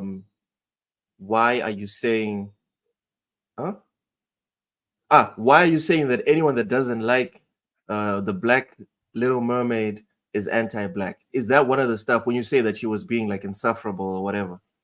Because it also says people don't want to actually create shit. Yeah, they just want to bitch and moan. That's all. They just want to bitch and moan. You don't want to sit there and edit videos or even fucking, dude, make a podcast. Make a podcast and explain to us, talk to us, tell us why it is good to be racist. Anyway, don't make that podcast, please. Nobody make that podcast. I'm just saying. Oh boy, they're essentially talking about it. You are that's what you are saying, right? You're just saying it's okay to be racist towards these guys. That's what you're saying. If you want to make a podcast about that, hey man, knock yourself out. Knock yourself out. Are you telling me a white dude can't write a black character? It's 2024, Richie. It's 2024. According to a lot of people on the net, right? A white guy cannot write or play a black character. I mean, that's the way it is now. Yeah. White character, you made the character black. And so, yes, that person is the new Ariel now. I think it's funny. I think it's a joke. Yeah. So I don't see what's anti-black about it. Well, let's back up. Let's back up to the start of this. Okay. Also, Cozy, do you think Gothics is anti-black? Just real quick. Okay. When did they first approach you? Like, give me a time frame. This was, I want to say this is 2019, probably the beginning of 2019. I want to say, I think it was a little bit before I got partnered, which was like in February of 2019. Okay, And so then, 2019, they reach out to you. What type of organization are they? Is this just like a ragtag group of friends, yeah. or is so this it was really small when I started. Like, I think maybe they had 4,000 or 5,000 Discord members at the time. They had a Twitch stream. We would meet each other at TwitchCon. So it was very small compared to the entity that it is now. And so we would have collaborations, like I would stream on their Twitch page. We would do interviews with each other. We'd be in Discord calls. And that was pretty much the extent of my involvement. And everything was fine until I noticed some of the members were publicly bashing me for saying things that were quote unquote anti-black. And so that's really where it started, is like, you guys are saying this is a safe space and I don't feel safe here. So I'm confusion. Hold on. So she was saying some things that they openly disagreed with and posted about it publicly, trashing her. Yeah, I think what she's saying is the safe space that they were creating wasn't so safe after all, because she thought it was something she could talk about things with them, and that it was a private conversation, and then they started posting it publicly. I think that's what she's saying. They leave half the description out is the problem. See, when they say safe space, they forget to say safe space for people who think the same way I do. Because that's all it is. The safe space is only safe for people who think the way that they do. God forbid you have any thought that doesn't align with their things. The space not safe for you at all, and they will come for your job, your livelihood. They'll dox you. It's in the, well, so far that's not what she said. So far, we're speaking specifically about the whole Gothic thing. Got it. So specifically, that according to what she's saying, they didn't come for a job or whatever. They just were openly mocking her and making fun of her. So your tweet, you said they do not care about diversity. What do you mean by that? They don't care about diversity that matters. Like if I say Diversity that matters. Okay. if I make a space, well, first of all, if you make any space and you say this is a space for Black women, then you have no right to complain if the whites make a space for white women. You call that racist, but this isn't racist. It doesn't make any sense. Now, to be fair, and I mentioned this in. I'm not even going to ask how you guys feel about this. Just assuming you guys agree with her so far. Yes. In my tweet, I briefly believed the lie that it would be harder for me to grow as a Twitch streamer because of my skin color, because I had these people in my ear telling me this. And I said, well, I'm looking at your numbers. Your numbers aren't that great. So maybe there's truth to this. I'm a new streamer, so let me join your community. And like I said, everything was going fine and until they kind of, what started going after me. So unless it's diversity of thought, I don't see the point of promoting diversity. And the things that they're advocating for anyway on their site doesn't make any sense. And this is something that's very common with these diversity and inclusion programs and organizations, is they constantly contradict themselves. How can you say you have a space for Black women, but then say you also include trans women in there? Which one is it? Is it men or is it women? I'm confused. God damn. Did she say that? Oh shit. Just said that out loud. Oh my lord. Mr. Jonah Dark, my brother in Kojima, welcome in. Fellas, our ESG score is very high. I'm trying to keep it that way. We will not be addressing that last bit because she said it. Oh, it's off the table? Okay. When that's did off the table. That is like, dude, that's not even in the trash can. That's like in the neighbor's yard. All right, just got it. No. Did they see? The last 4 years or so in our country, we've seen. Obviously, in 2020 was a big, line of demarcation for a lot of people, right? And I think 2020, just between COVID and the BLM stuff, in the gaming space, we saw a tremendous, social push where people, you got to make your avatar on X or on Twitter Black.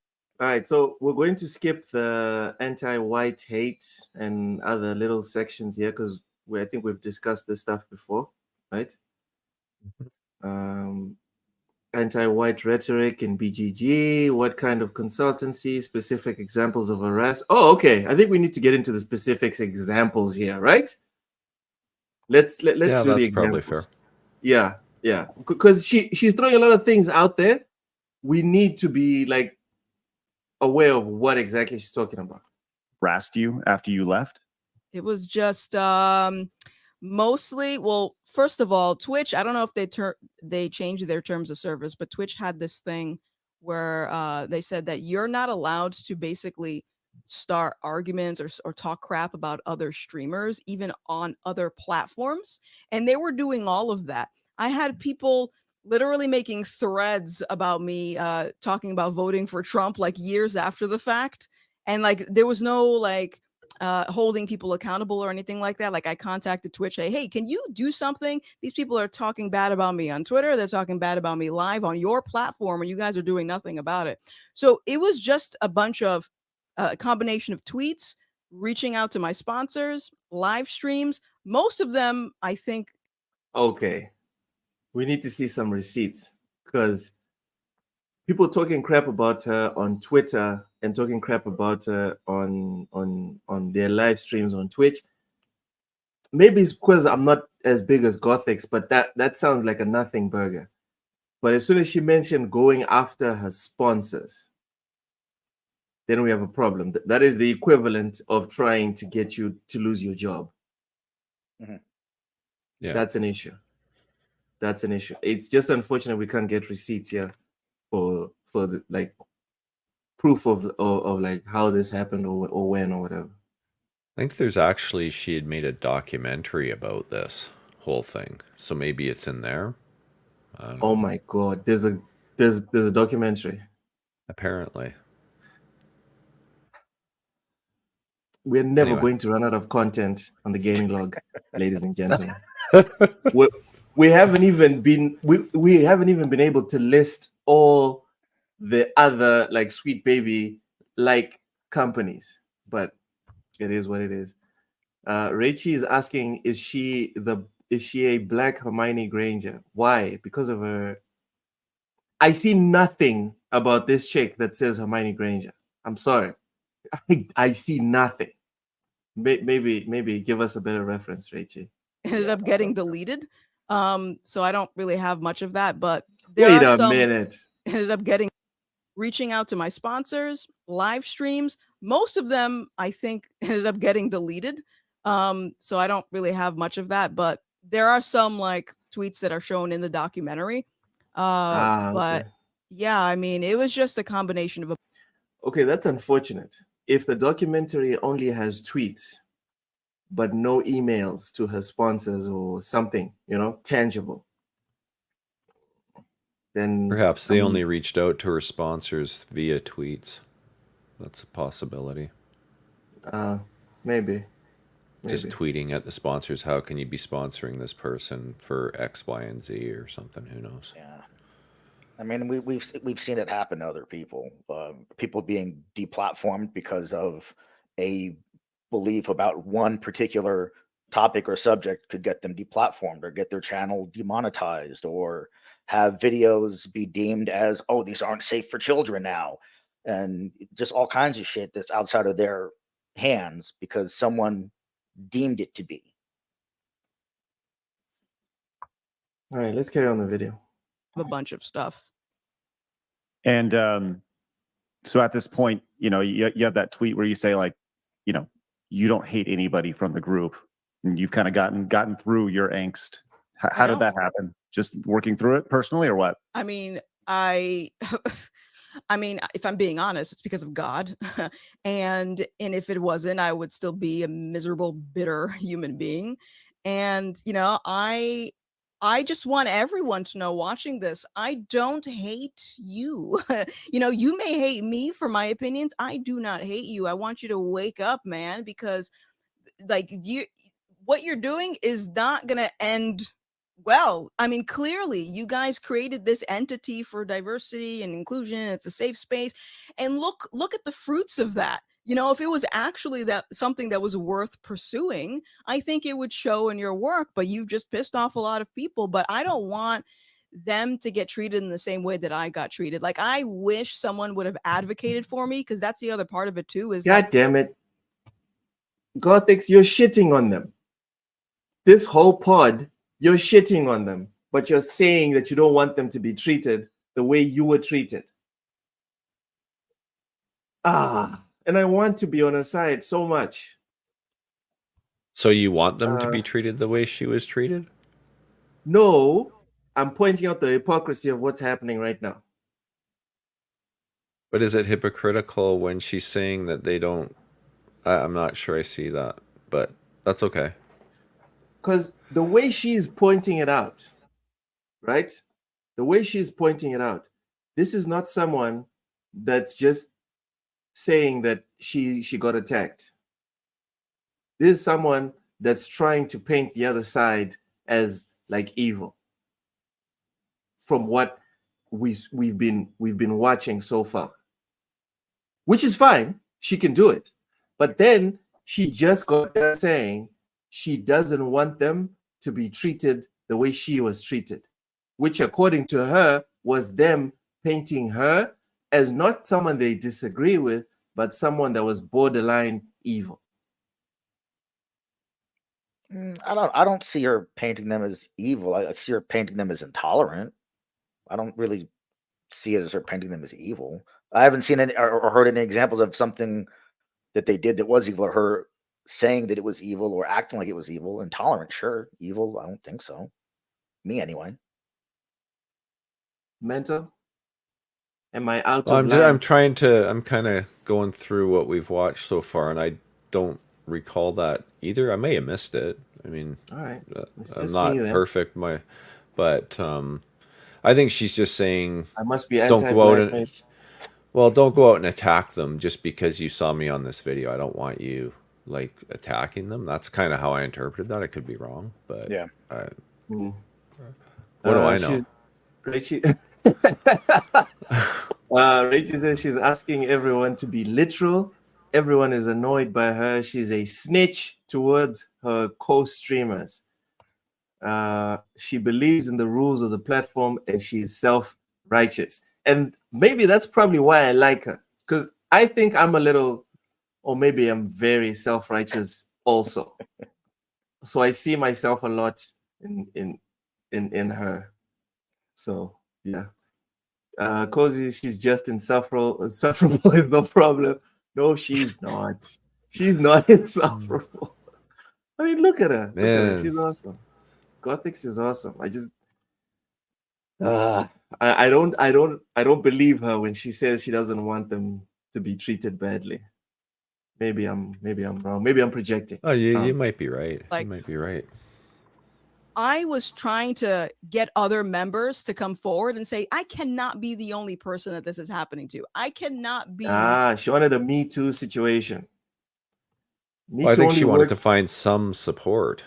Yeah, that only works when it's against men. The only black face in this group that has these opinions. Like, will someone else speak out? And no one would, at least to my knowledge. So it's like, I just want them to learn.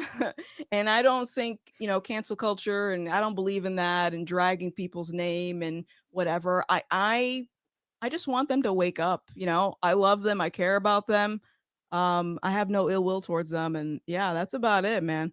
But yeah, it was God softening my heart, because let me tell you, for a whole year I was bitter and I was like, I want the worst for these people. But now I don't anymore.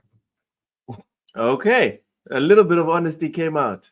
Yeah. Because it says, nah, the rest are like me. We don't care that much and go around being pleasant.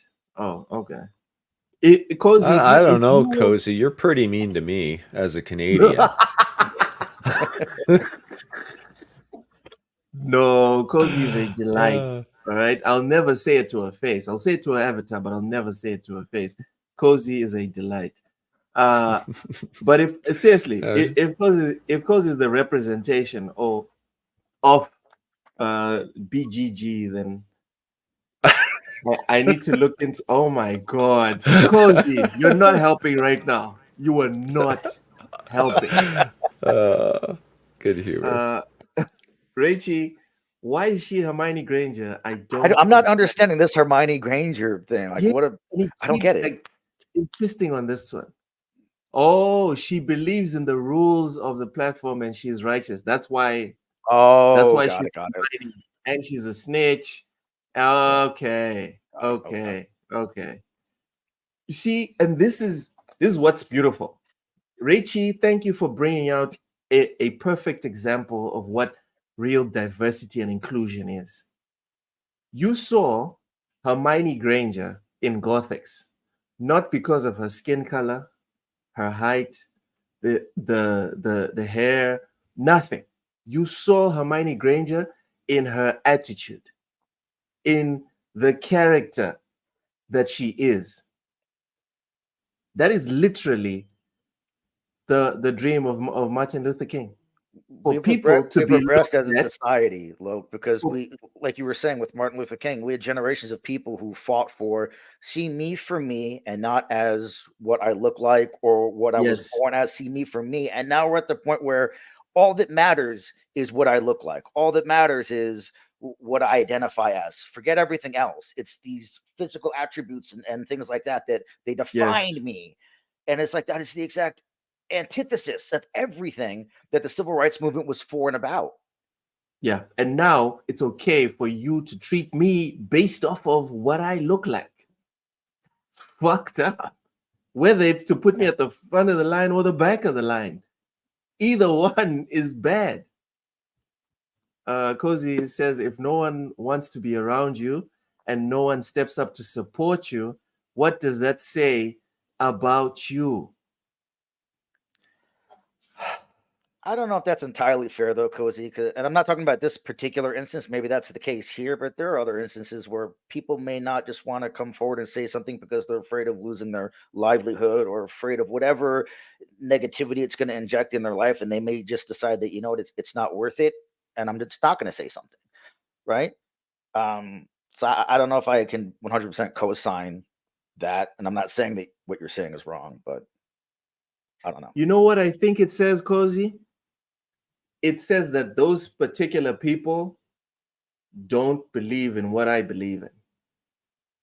Because let's not forget that, what was his name? God damn it, I'm forgetting his name. The scientist that figured out that the world was actually not flat. I'm forgetting his name, son of a... That the Earth revolved around the sun? That was Galileo. Yes, Galileo. When he figured that out, no one was with him. Yeah, no, that's true. He was in He prison. died. He died as a charlatan. Mm-hmm. Years later, the whole thing turned around. Oh, okay, that dude, he was onto something. Yeah, Actually, he was right. How about it wasn't onto something. He was right about everything. Yeah. So this theory of if no one wants to be around you, not really there. Not really with you. Sorry. She's got a point. Like, at some point, you need to look in the mirror. I always believe that there's two sides to every conversation, and that when there's a dispute, there's generally fault on both sides as to how it was handled. There's three sides. Yes, three sides. My side, then there's the truth. Yeah. Well, exactly. Yeah. So for me, it's kind of like, dude, I've been in situations where I was like 100% abandoned by everyone. And then when it became convenient for everyone else, then they jumped on. So it's kind of, because, and let's keep it on topic. There was a time when it was okay to be racist. There was a time. There was a lot of people that were against it. What did that say about them? The fact that no one supported them at the time. The fact that they got killed at the time for being against the popular narrative. I don't really like in the long term, almost always it's not great to be on the side of everyone else. Time has not been kind to many narratives that the majority supported. Just saying. Mental, fair enough. There comes a point. Oh, okay, yes, look in the mirror. Maybe she's not worth it. It was mostly her in a social group, not life or death. That wasn't just about hanging out with people in a gaming social group. Yeah, okay. Mr. Jonathan Duck, Kyrie Irving. Oh my God, this guy, man. Kyrie Irving, like the best example of a pseudo-intellectual. Best example. Say time heals all wounds, I suppose, right? Yeah.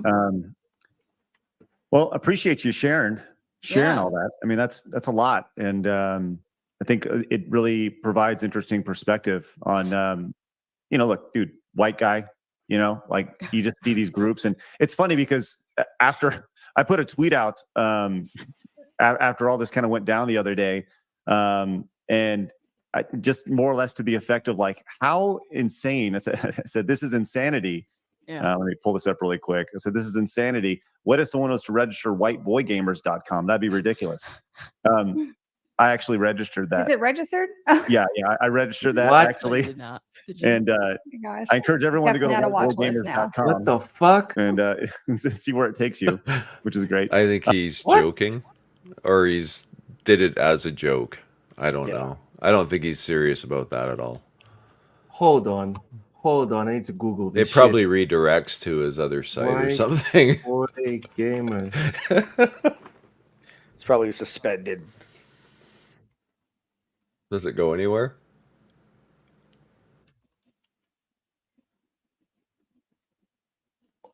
Oh my God.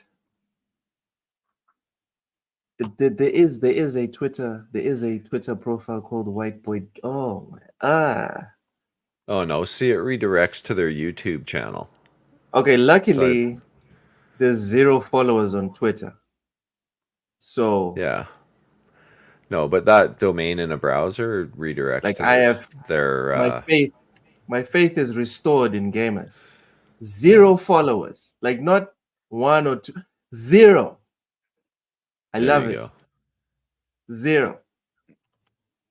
But the actual domain name, it looks like he did register it because it redirects to their side scrollers YouTube channel. Does it? Hold on. Let me check Yeah. this. White boygamers.com. What? Did I not spell this right? Oh, okay, I didn't. I put the I over her. Okay, White Boy Gamers. Loading. Okay, YouTube. All right. You're right. You're right. I think he did it as a joke. Okay. Not a very funny one. Not a very funny one. I also registered MuslimGirlGamers.com for the sake Oh my lord. Actually, I know what I saw a clip on this. They have there's another person that's part of their podcast team that is a Muslim girl gamer, and that's why he did that. I remember It's seeing real. that. Yeah, I think he did register. He registered a whole bunch of domains that were just ridiculous, and then pointed them all to side scrollers. Like, we get the point. You didn't have to open a website to make your point. We understand. It looks wrong. It sounds wrong. But that's a bit much. Yeah, Where can I find him? Of it. Where can I find him so I can avoid following it? Dude, it has 0 followers. Go and check. Go on Twitter and check. White Boy Gamers, 0 followers. Yeah, but honestly, if they had 0, it's probably not because 0 people tried to follow. It's probably because the platform won't allow it. Bullshit. You can follow it. Are you going to follow Luke or be the now. first? Luke, you could be the first one. I'm not about to do that shit. I'm not about to do that. No. Oh man. No, like I'm edgy.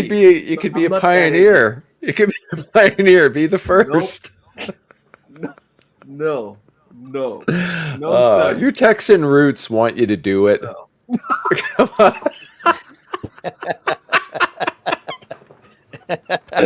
Oh, jeez. That cowboy hat's going, come on, man, let's do this.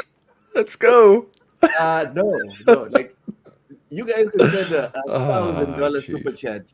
I'm not freaking liking it or following it. Hell.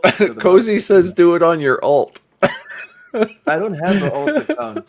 Seriously, I'm impressed with the people that have like 4 or 5 accounts. I'm sorry. Oh, jeez. I can barely keep up with my own Twitter account.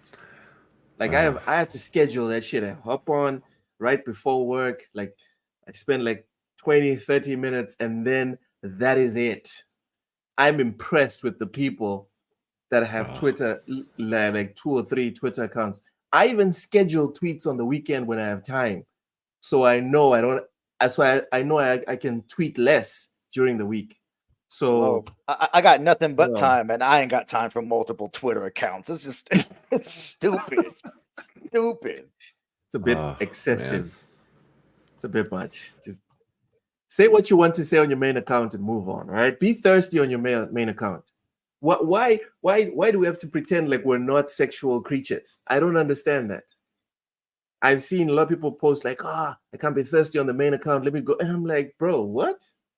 What are you trying to project? Are you asexual or something? No. There's caveman DNA in all of us. Like, you want to pretend there's not? Okay. Or cave woman. Or cave woman, yeah. It's like, yeah. Good diversity. Stop it. You did not. This Craig dude. Fuck this guy. I did. And Blast, did I register another domain yesterday as well? Yeah, it was the White Girl Gamer because I felt left out.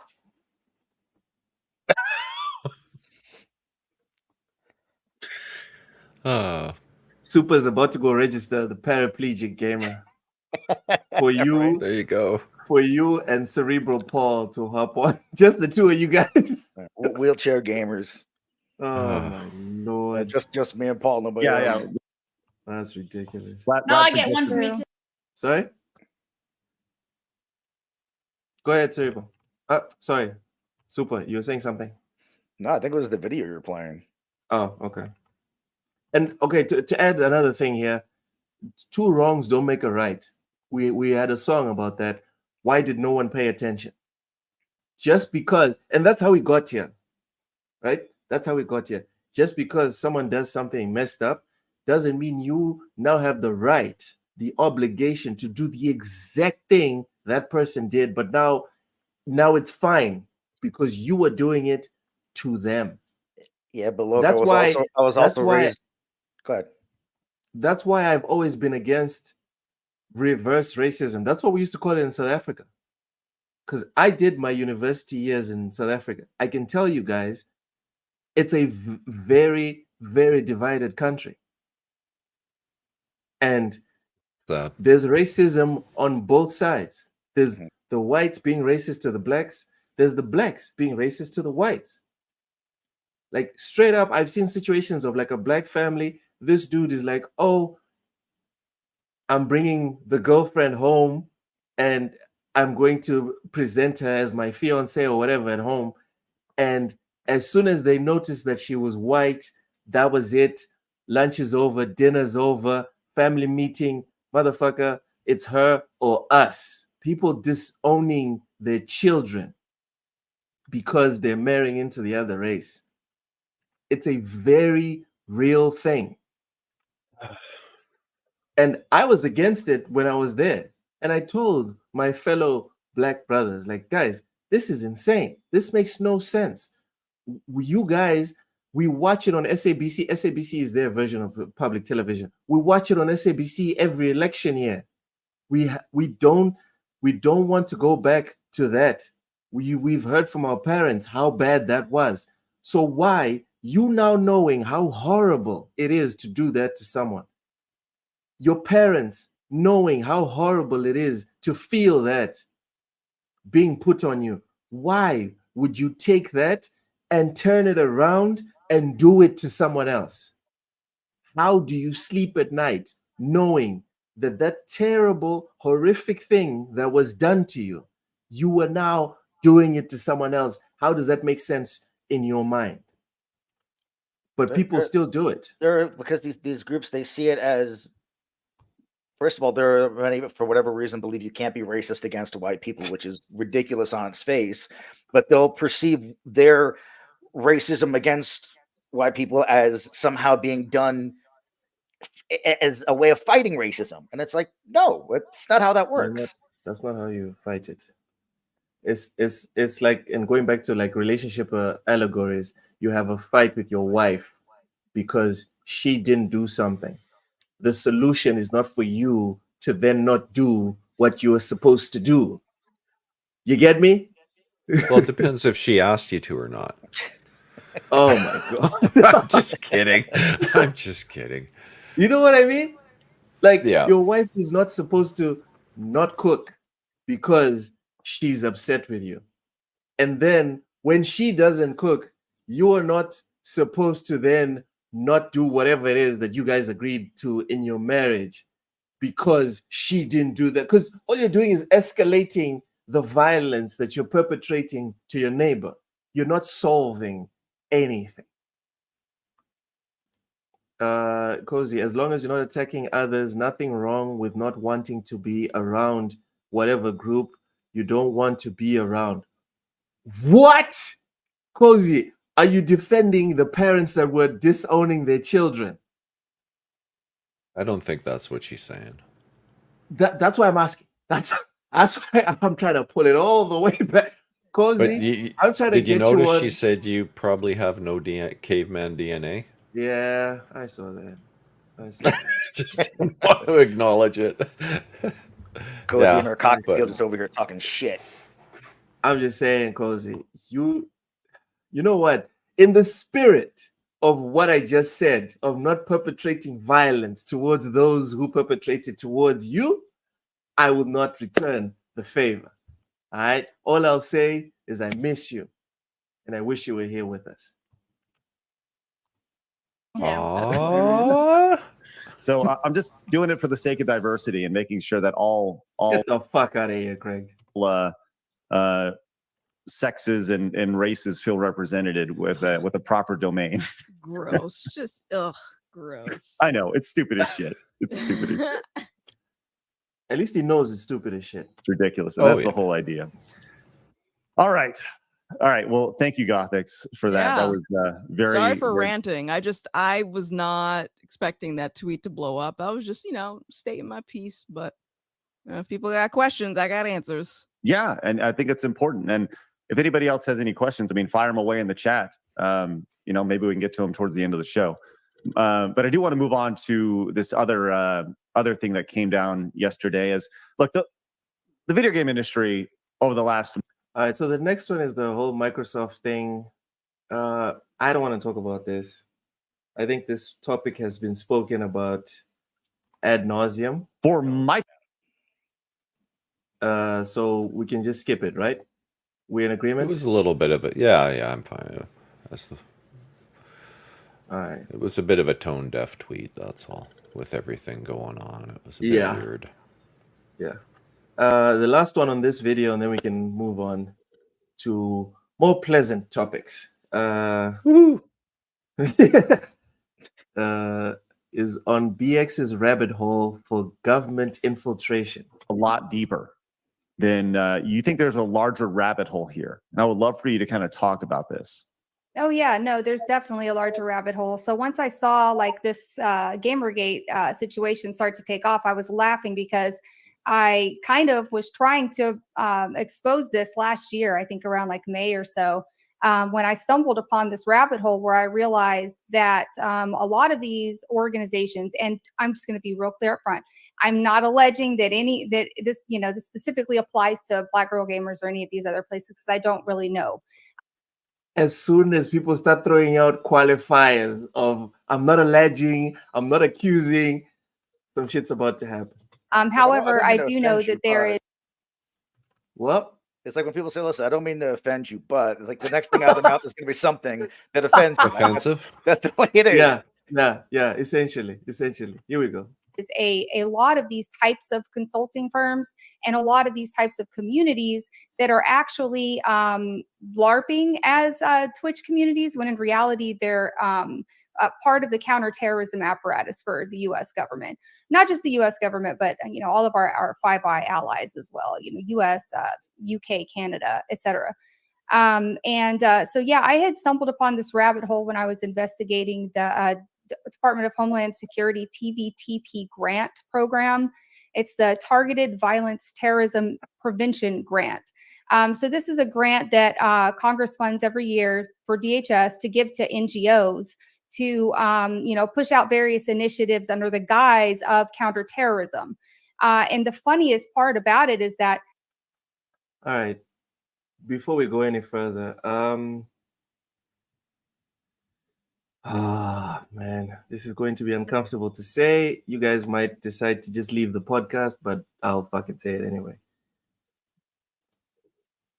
Is it so bad for counterterrorism to be involved or investigating platforms like Twitch, Twitter, and getting involved in gaming, etc.?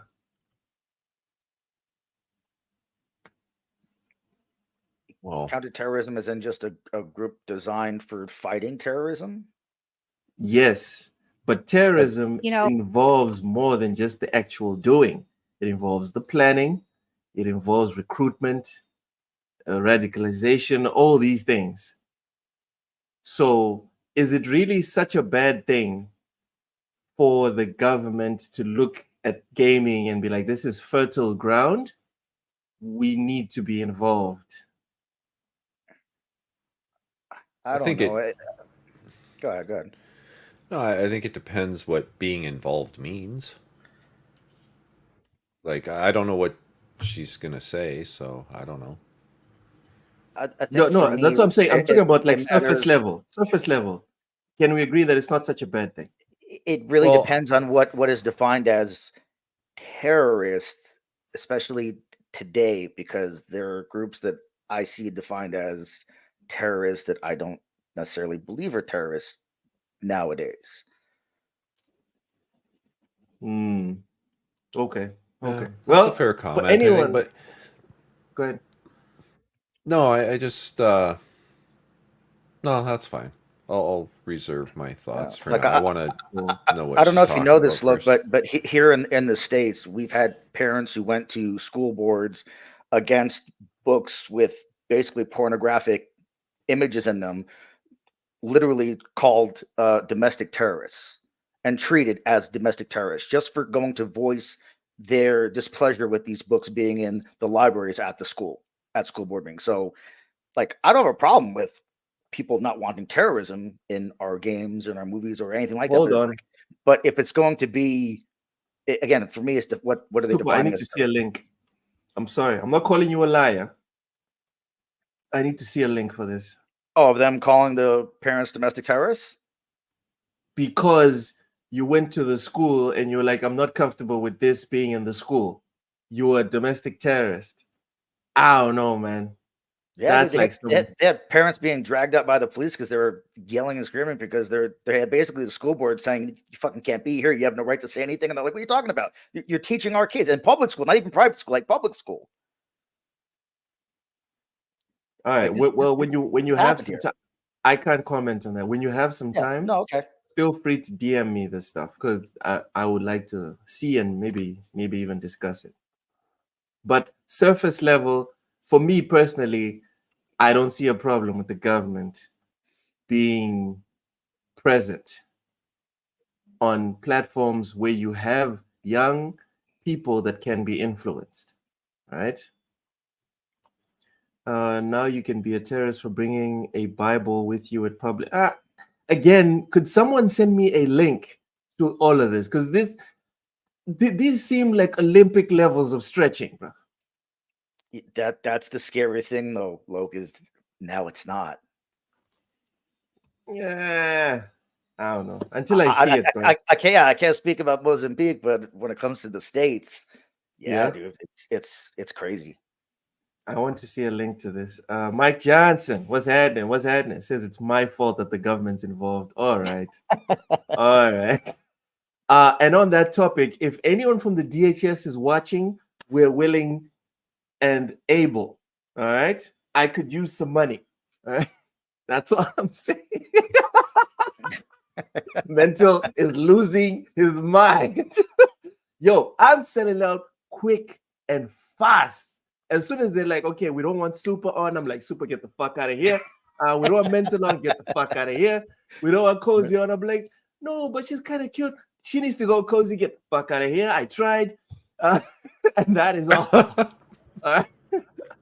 Cozy, I'll stick up to you. I'll stick up for you just once, and then I'm folding. It's just Christians being dramatic.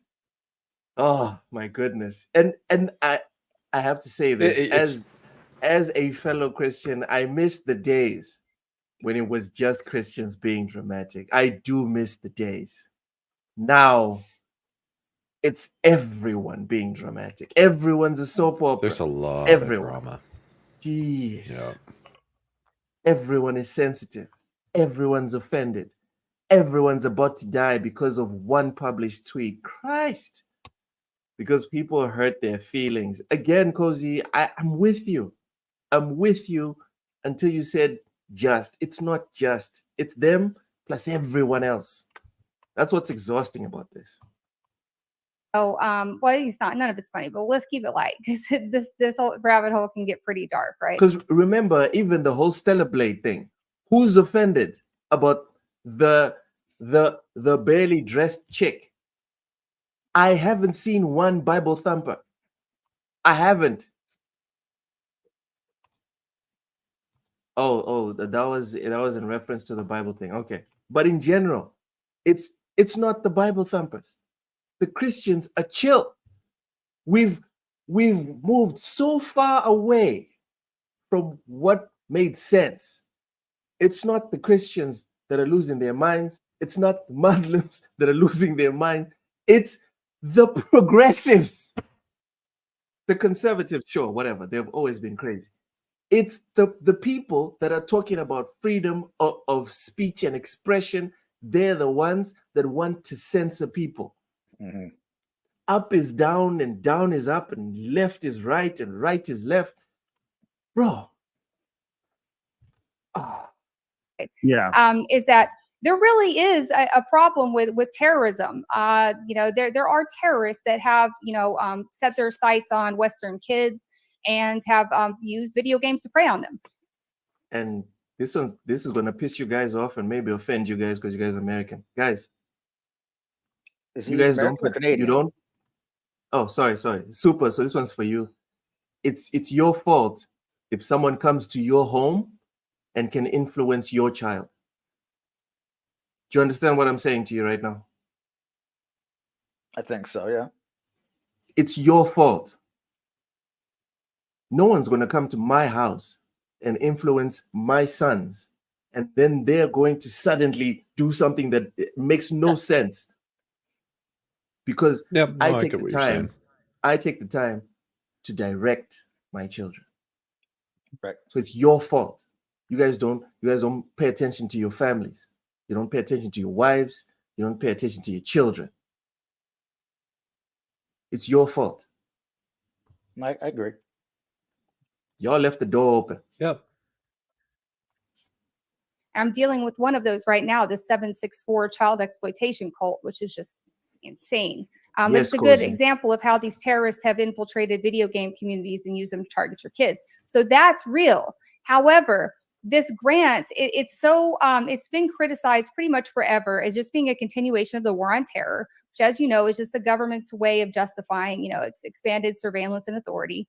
And it's also it doesn't have enough oversight. And so what happens is that these people, these departments and these academia circles, they'll draft these grant proposals, and the grant proposal is like, hey, we're going to prevent terrorism by adding DEI initiatives onto Twitch. And they don't really, it's like it goes from A to Z with nothing in between.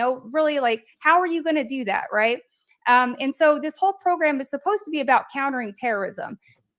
Let's look at this table. American taxpayers, Congress, money, train AI. Okay, nothing here specific. So far she's on point. Cody says people let the internet raise their kids. Yes. Look, there's a problem. No one came to their home.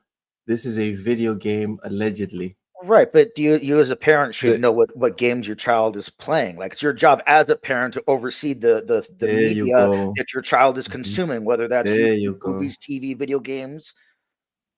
Well, and not only that, teaching them to recognize when things aren't right.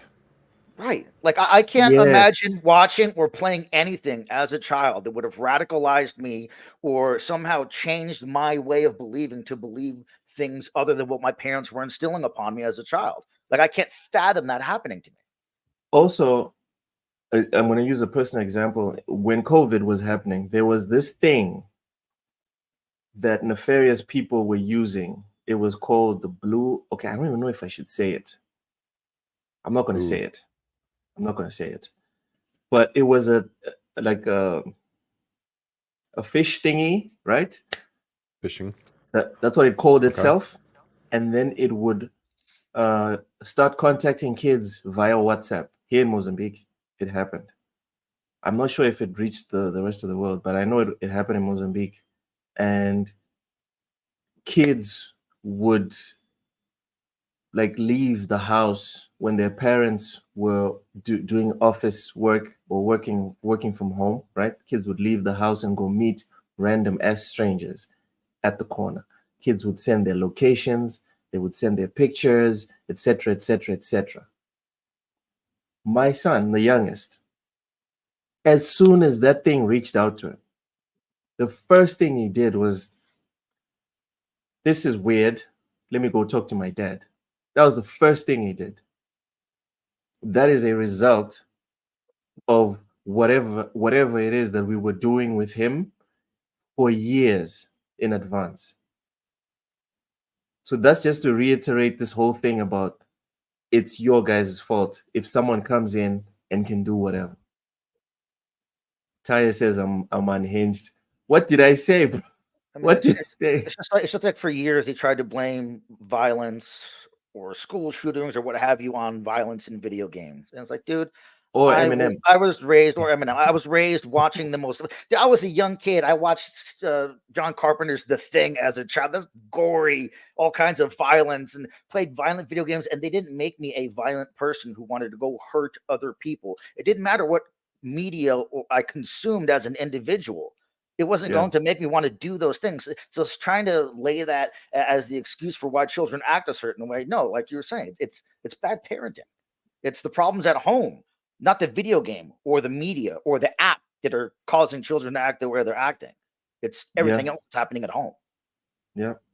Or not happening at home. Correct. I hear accusations. I don't see names. She's saying things, but saying nothing. I hope she comes with facts and details. That's a good point. Man, it's too bad I don't have the rest of this link here, because then we could open this document and check it ourselves. Because this looks like a proper link to an actual government document, to your point, Taye. Richie says, now we know Loke isn't Texan. He's using WhatsApp. Thank you very much. We can be done with this right up until Tuesday. But it ends up being just political agendas that people have written a grant and they've stamped it and approved it. And now you have all of these organizations that are being funded by DHS. And it's really sneaky.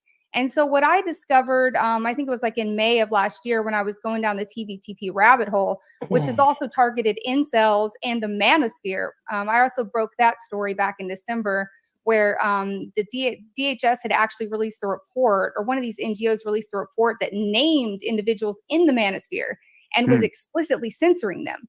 So this does like ultimately lead to censorship. And a lot of it, a lot of it has layers. So if you're seeing the DEI portion, that's one layer. There are people who just, it's a political agenda, right? And then underneath that, there's more of like a sinister agenda that has to do with collecting data, surveilling, and the big one, which is expanding the definition of terrorism to include a broader segment of society. So whereas, What? That's exactly what you were saying, Super. Yeah. I need to see this document. Like And the thing is, we can try to say, no, this shit doesn't happen, but like we know this stuff like this happens. I mean, years ago, the government got in trouble because the IRS was targeting, I believe, Tea Party people. Like the government was weaponized to being used to target certain specific groups of people because they had a certain belief or because they fell on this, side of the political spectrum. So we know it happens. So it sucks because like on its face you would say, oh yeah, counterterrorism. Obviously they don't like terrorism. Why not? Fuck it, yeah, sure. Get in video games, get in movies. Stop the terrorists from doing terrorist things. But that's not the problem. It's what are they defining as terrorism? Also, I'm of the personal belief that anytime the government gets involved in anything, they're probably fucking it up somehow. The government rarely gets involved with anything, at least here, and makes it better. Rarely. So I just followed her. Still haven't found this specific post, but as we talk, I'll continue to search and hopefully I'll come up with the proof. Because I can't just take a word for it, guys. Let me rewind this a bit. To include one, a sinister agenda that has to do with collecting data, surveilling, and the big one, which is expanding the definition of terrorism to include a broader segment of society. So whereas I'm going to check this document because this is wild. I hope she hasn't taken down the tweet, but I've already found her on Twitter. I followed her, and I'm gonna start taking. I'm gonna take the time to scroll down her post. This video is like what 2-3 weeks old. I think I'll be able to find her post tonight and download this document so I can read it, because this is very tin hatty. terrorism used to be like ISIS. ISIS is terrorists, right? That's a terrorist group. Mhm. Now they're expanding it to, well, you know who else? Like white supremacists, that's a big one. You know where white supremacists are? Video games. Therefore, gamers are the target of our counterterrorism operations, right? And so they're that's where- expanding it to law-abiding citizens and subjecting them to monitoring, surveillance, censorship. And it's all under the guise of this, you know. And it's complicated because how are you going to recruit gamers if you're not one yourself? So I kind of see why they would go into it, but yeah, we need to read more on this one. We need to definitely read the document ourselves. Whew, fellas, that was a heavy subject. Do you guys want to add anything before we move on? No, I mean, just like I was saying, it's for shit like that. It's hard because, like I said, on one aspect, like, oh yeah, counterterrorism is good, terrorism is bad. So you want the good people to fight and defeat the bad people, but again, it's what are we defining as terrorists? And again, I can't speak for Mozambique, I can't speak for Canada, but I know here in the States, dude, it's getting dicey with what people will define as terrorists or what people define as bad, evil, wrong. Like it's some politician somewhere or some group says this is what it is now, and next thing you know, it's definitions are changed on Google, definitions are changed on the internet. Wikipedia. It's crazy. Yeah. Well, even woke, right? Woke's definition is Yeah. changed. It's not the same thing it was before. Yeah. Taya says she's already false. Terrorism is not just ISIS. Does she even know the definition of terrorism? think- Sounds silly. She's not saying names, just saying nothing, rubbish. Yeah, so again, Taya, I think we're in agreement here. More research needs to be done. I am taking it upon myself to read up on this specific document and then get back to And you I guys think she next was week. just using ISIS as an example. Right. Like she was throwing it out wasn't- a thing like ISIS, Oh, Al Qaeda, yeah. like that type of terrorism. And her It's like point was saying kind of like what I games. was saying. Games is Right. Mario. She's not saying that's all games are, but she was like, Yeah. that's the one on the surface. Right. Because again, when I think of terrorism, I think ISIS, Al Qaeda. I think people from other countries trying to come to my country and blow shit up. But that's not what terrorism is being defined as when it comes to All these right. certain groups. Is what she's saying. All right. Palette Cleanser. Action Comics #1 auctions for $6 million to become the most expensive comic of all time. I don't even have to get into the topic. It's right there. I won't. What do you guys take on Superman becoming super, I guess? I mean, obviously. I mean, It's crazy. I'm a Marvel person and Spider-Man's my guy, but yeah, Superman's probably the most important, character when it comes to superheroes to ever exist. Action Comics #1, the first appearance of Superman. Yeah. I think it's crazy that a comic book is $6 million. I would never ever spend $6 million on a fucking piece of paper, but I can understand it being valued at that much, obviously. Super, I would like to challenge you on that one. I think you would spend $6 million on a piece of paper. You know why? Go Because ahead. people spend what they have. I still remember the first time I saw like how much I needed to spend to buy a brand new game when I was in South Africa, because that was the first time I had a job, right? When I was still in Zimbabwe, I was still like a student, and people paid for me.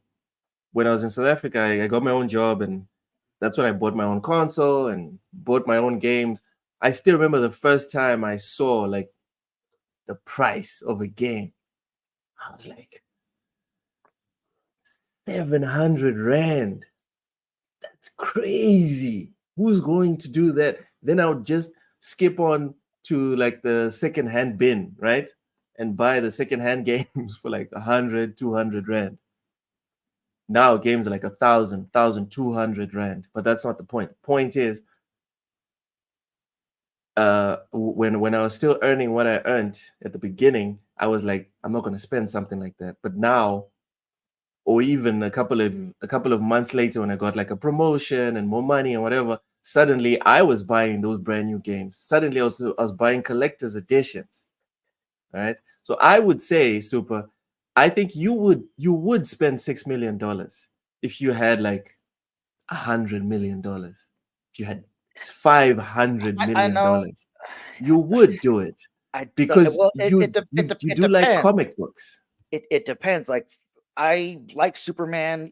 I love comic book movies and video games. I'm not a big comic book like owner. I never bought comic books, so I don't have the comic book doesn't hold any value to me. So I personally, even if I had 100 million, wouldn't spend 6 million on a comic. Just like if I had $1 million, I wouldn't buy a $10,000 pen. Like I for me it's stupid. Like I would buy something else for the same amount of money, but not a pen. Like I wouldn't spend 6 million on a There's comic some book. But I would pens out there, absolutely, man. dude, I don't. Some of these guys that have these $100,000 pens where all you see is the clip sticking out of the pocket. It looks like every other goddamn pen. But like I wouldn't spend $6 million on a comic book. I would absolutely spend it on something else that I personally had value, saw value in. I don't see it in a comic book, but obviously there are people out there like I'm sure Jerry Seinfeld would absolutely spend $6 million for action comic because he loves Superman. It's like he loves the shit. Yeah. I think I'd probably do it.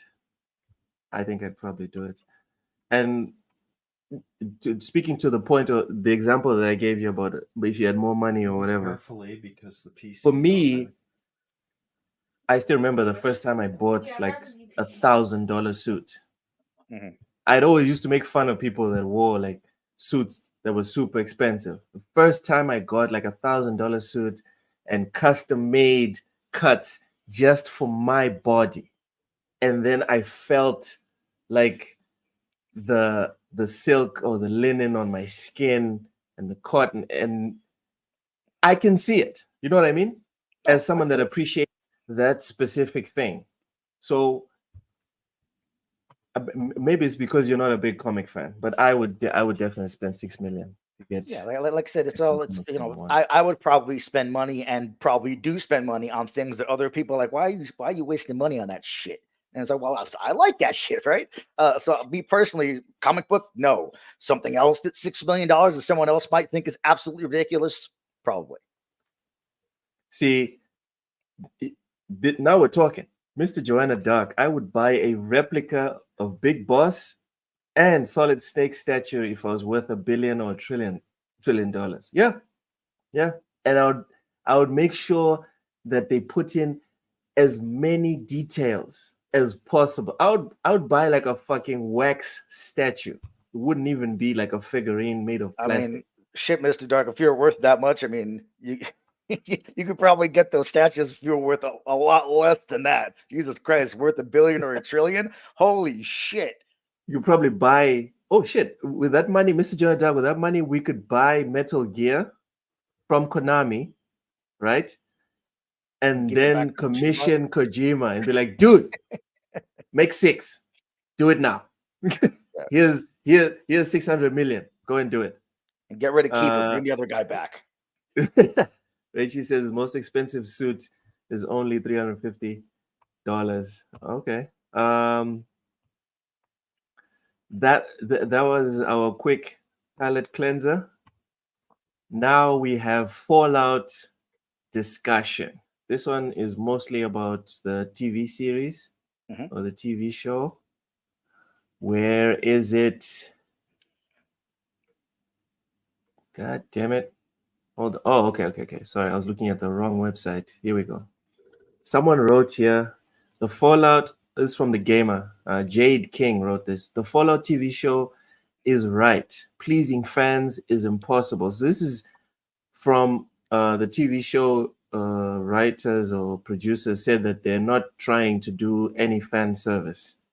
They just took Fallout and they're trying to make their own version of Fallout based off of the universe it's in. I think this was funny. I don't know if people are going to get offended by this, but I think this is funny. This is funny. This is us, guys. This is us. Let's just make peace with it.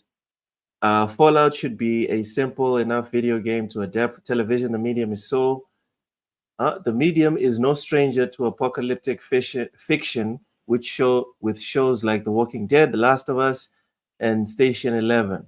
While there's plenty of source material to draw from and expand upon in ways the games aren't capable of.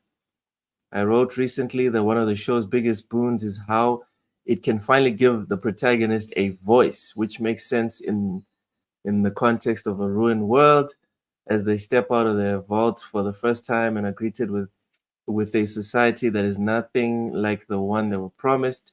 But this also takes away the agency of player decisions, something that much of the audience will expect to see honored as Amazon adapts such a beloved RPG franchise. But no matter what it does, it can't please everyone. And I'm increasingly convinced that that's a good thing. So I'm just going to address the elephant in the room. Nothing pleases everyone. So this take is a nothing take. Mhm. Am I crazy? Nope. No. Is this about to be a very short section of the show? No, I can go off a little bit on it because Okay. This idea of we're not trying to please the fans or that's not what they care about. Listen,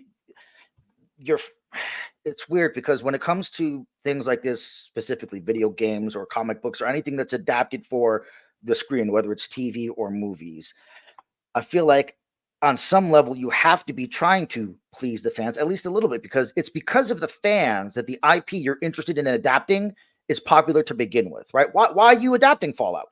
Oh, because people like me and other gamers made it popular. We made it cool, right? Because we all love it and enjoy it, right? Right. We give it the value that it has.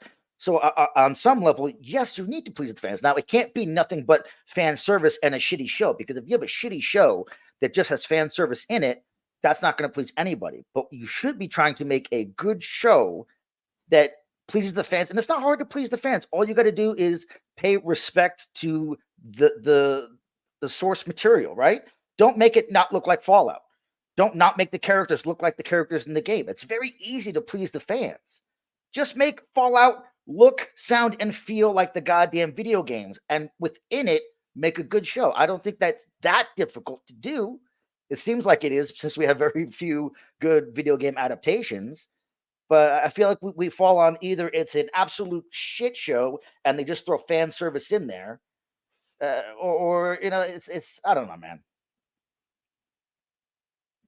Ty says core fans are not important, or maybe I should say that important. See Marvel, all casuals left. Now they're stuck with core fans. Oh, Ty, I wish you were here, man. Can I send you the link?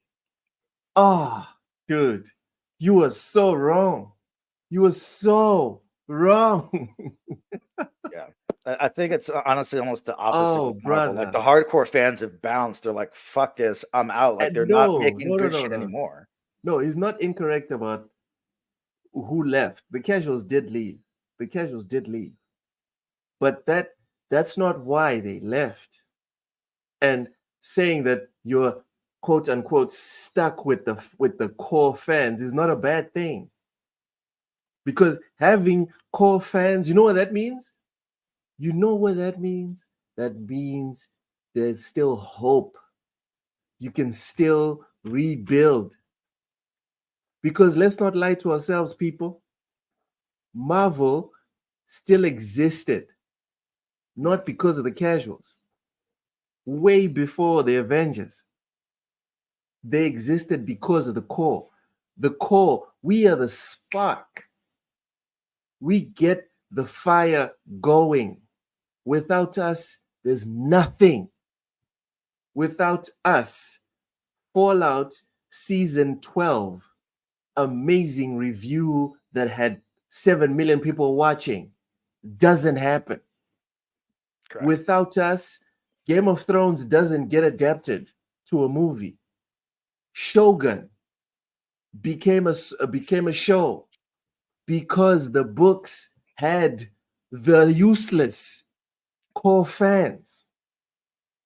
We are everything Don't ever lie to yourself. If you're a core fan of any of these entertainment properties, you are the reason it exists, the reason it has oxygen to go to the mainstream is because you funded it.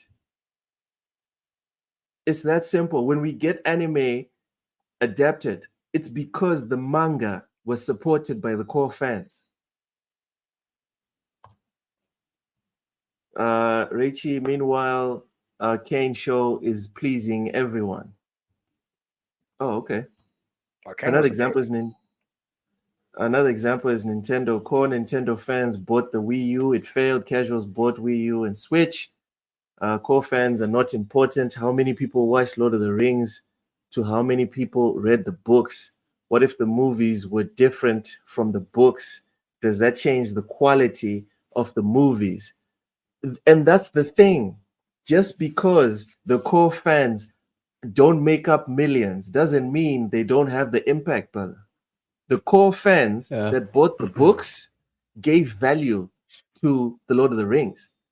So when these studios, that's why the movies got made. Right. Yeah. Without that, without the core fans, you don't have the TV series. Right? Maybe the TV series isn't directed at the core fans, but that's why it got made. Because that's what made it successful in the first place, is the fan base that was behind it. It's like Halo, right?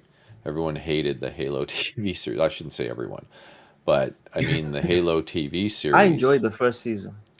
I enjoyed the first and second season. The second season was better in my opinion, but the point I guess I'm making is you can't make a TV show that's exactly like the video game because you're not going to build your audience.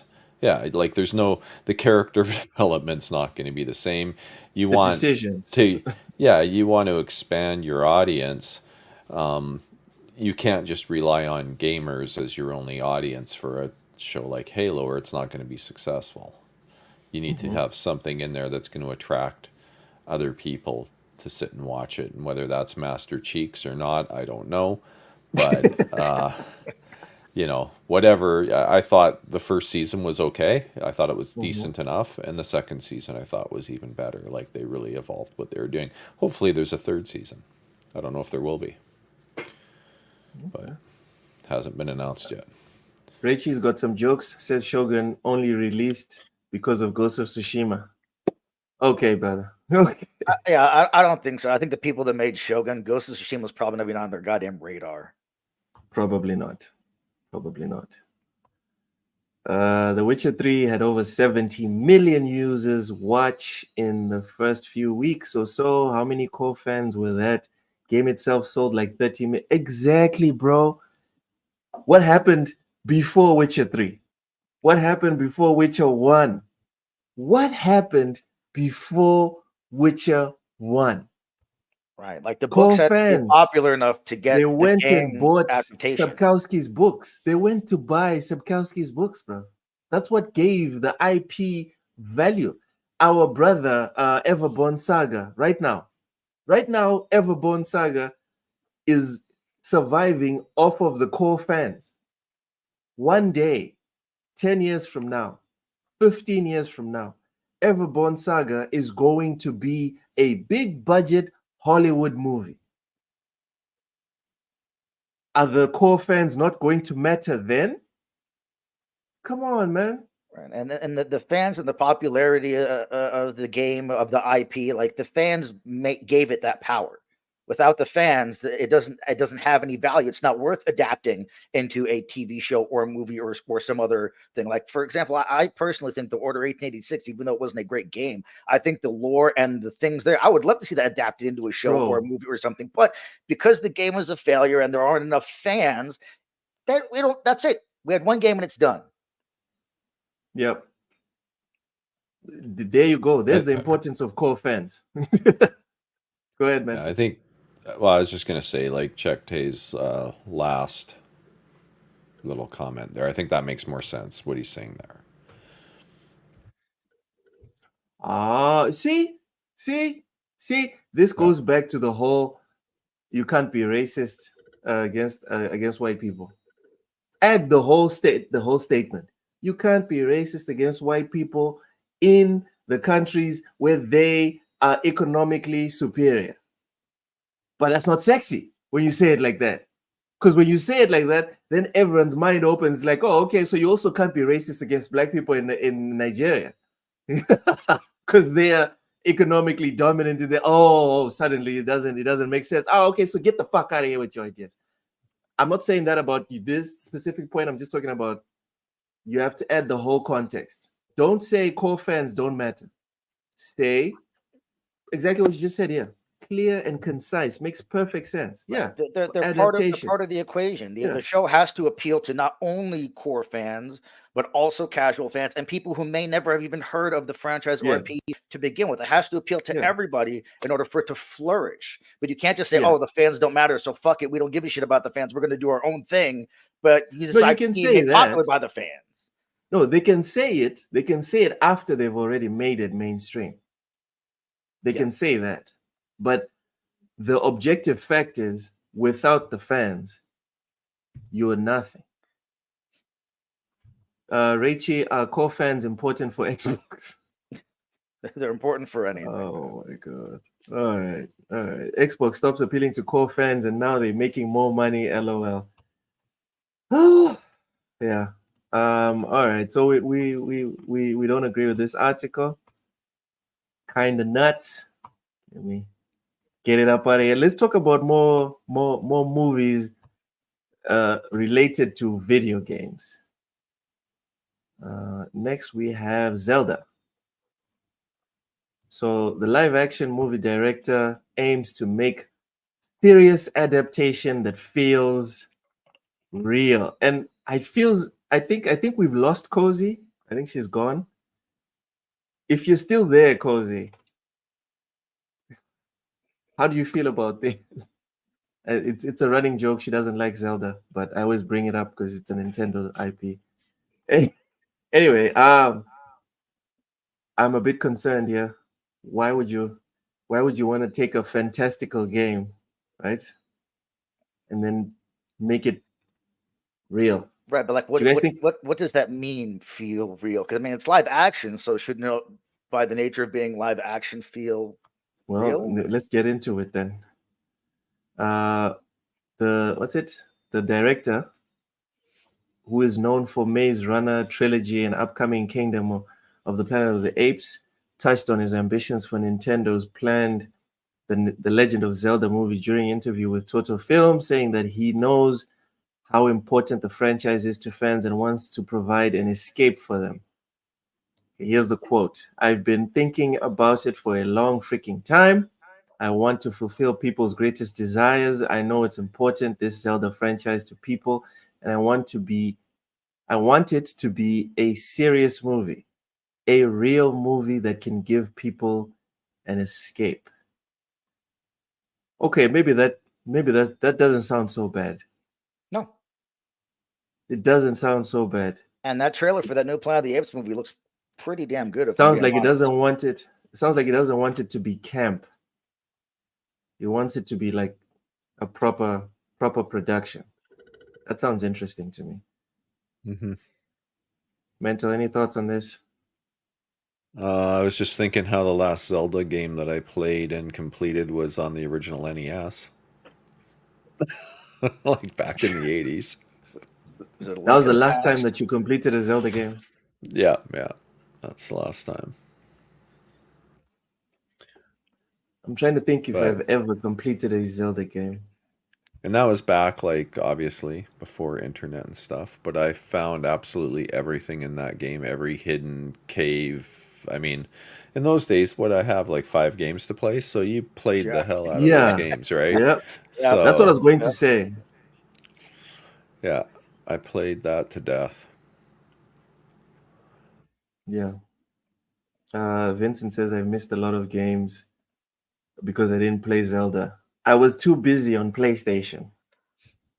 And I'm at peace with all the Zelda games I've missed. I think for me personally, some of them I think are overhyped. Like Tears of the Kingdom and Breath of the Wild, I think they're okay, but I don't think they're these fucking 20 out of 10 games that everyone says they are. I think games like the original one, Link to the Past, Ocarina of Time, I think those are really great games. But I think so Wind Waker and fucking Skyward Sword is like, nah. Also, this is an IP where I think 90% of the people who have heard of the IP think that the main character's name is Zelda. Like they don't know shit about the IP. That is true. Yeah, That that's is true. Yeah. I guess we're all gonna find out now. The casuals are gonna fall in love with Zelda. You'd mention Link, and they'd be like, "Who? Who's Link?" Yeah. Like I never heard of the Legend of Link. What the fuck is that? Yeah.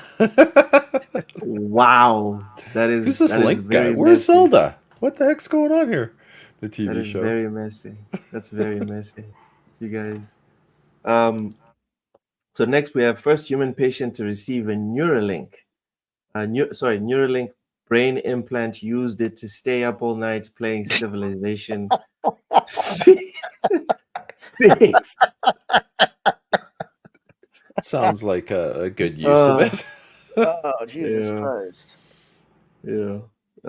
So the first human recipient of a Neuralink brain implant has shared new details on his recovery and experience of living with the experimental assistive tech, which has allowed him a greater level of freedom and autonomy, including the ability to pull an all-nighter playing Sid Meier's Civilization. He's a much better 6. man than me. I would have used it to make deep fake pornography of Scarlett Johansson, but that's just me.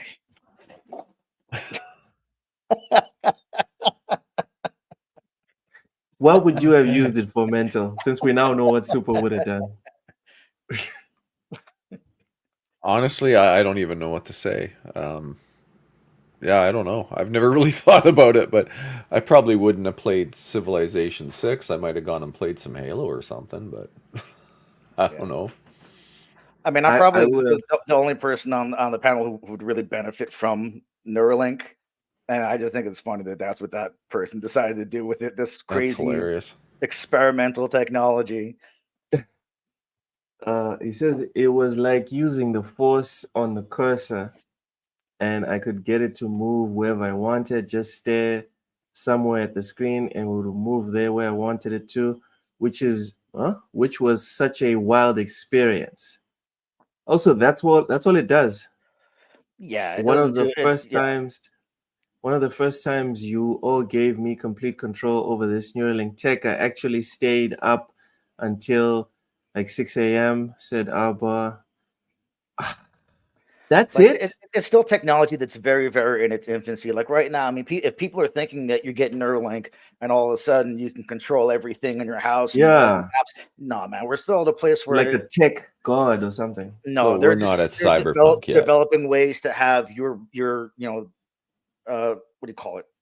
Signals that your brain is creating and have the Neuralink be able to interpret it to what you're actually trying to make it do. Like that technology is still all light years away from being anything that'll be applicable to a bunch of people and all kinds of shit.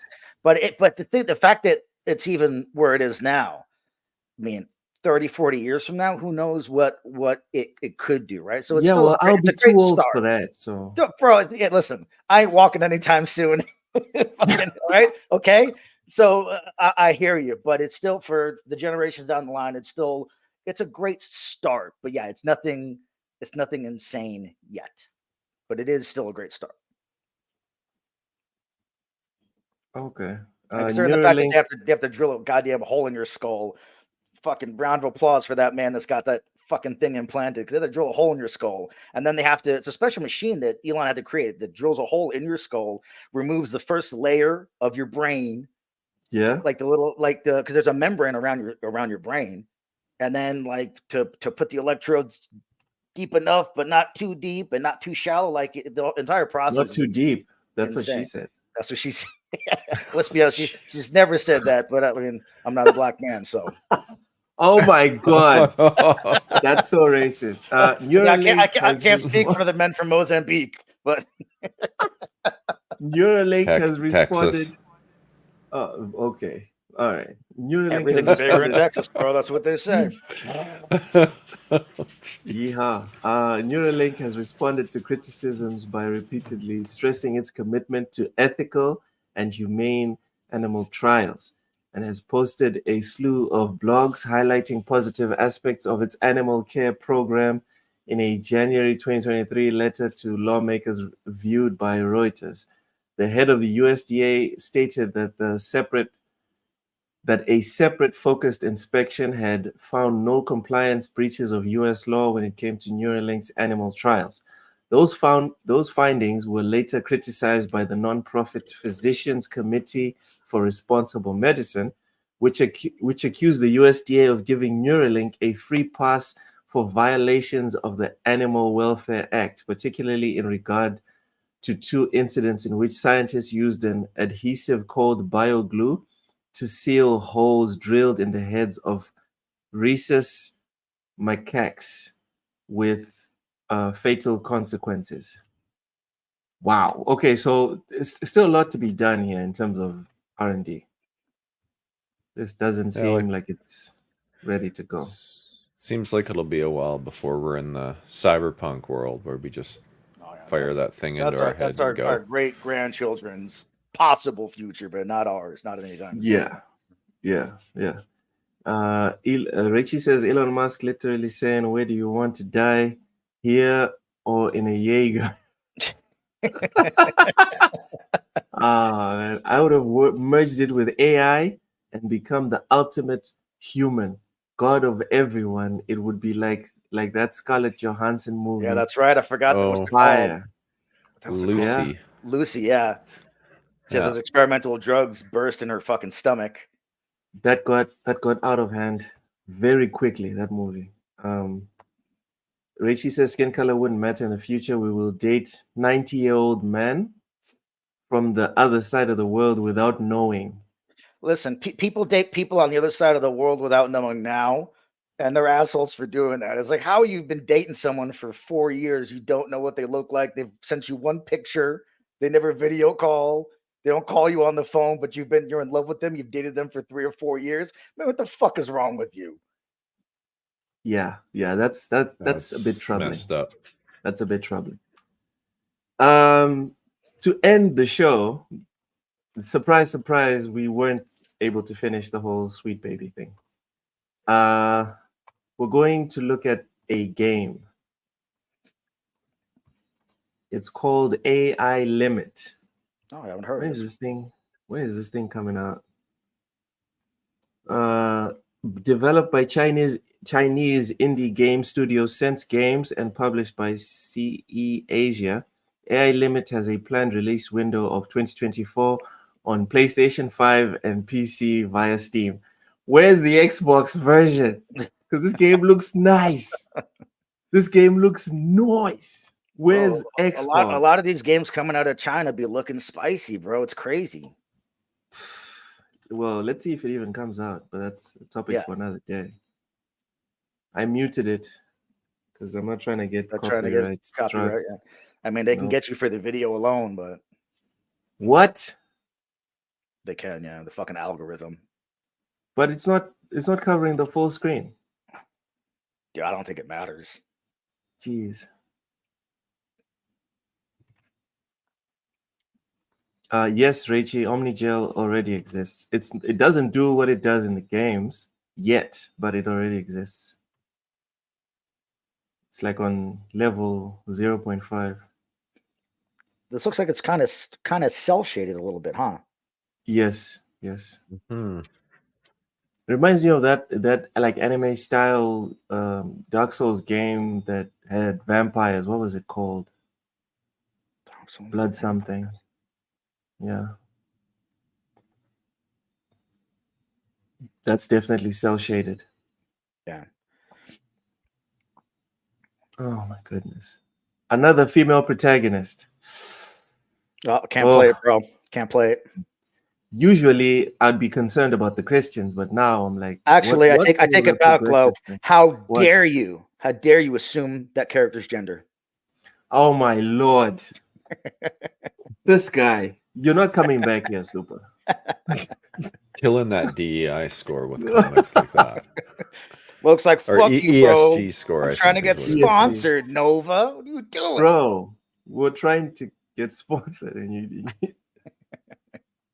I'd like to point out that Nova's thoughts and opinions are his alone and do He is not alone. represent the views I or mean, look opinions at of that. TSWS Come Gaming on. or any of its Is that- affiliates.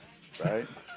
This guy, I love it. I love it. I Look, love the Loke lead up. knows you got to have a disclaimer before you bring me on. Loke should know. But I'm just saying, you're telling me this. You know what? I'm not even going to ask you guys, because if I ask you, then you guys on the spot, then I'm on the spot as well. You know what? This No, is it, a look, cat. it right? looks good.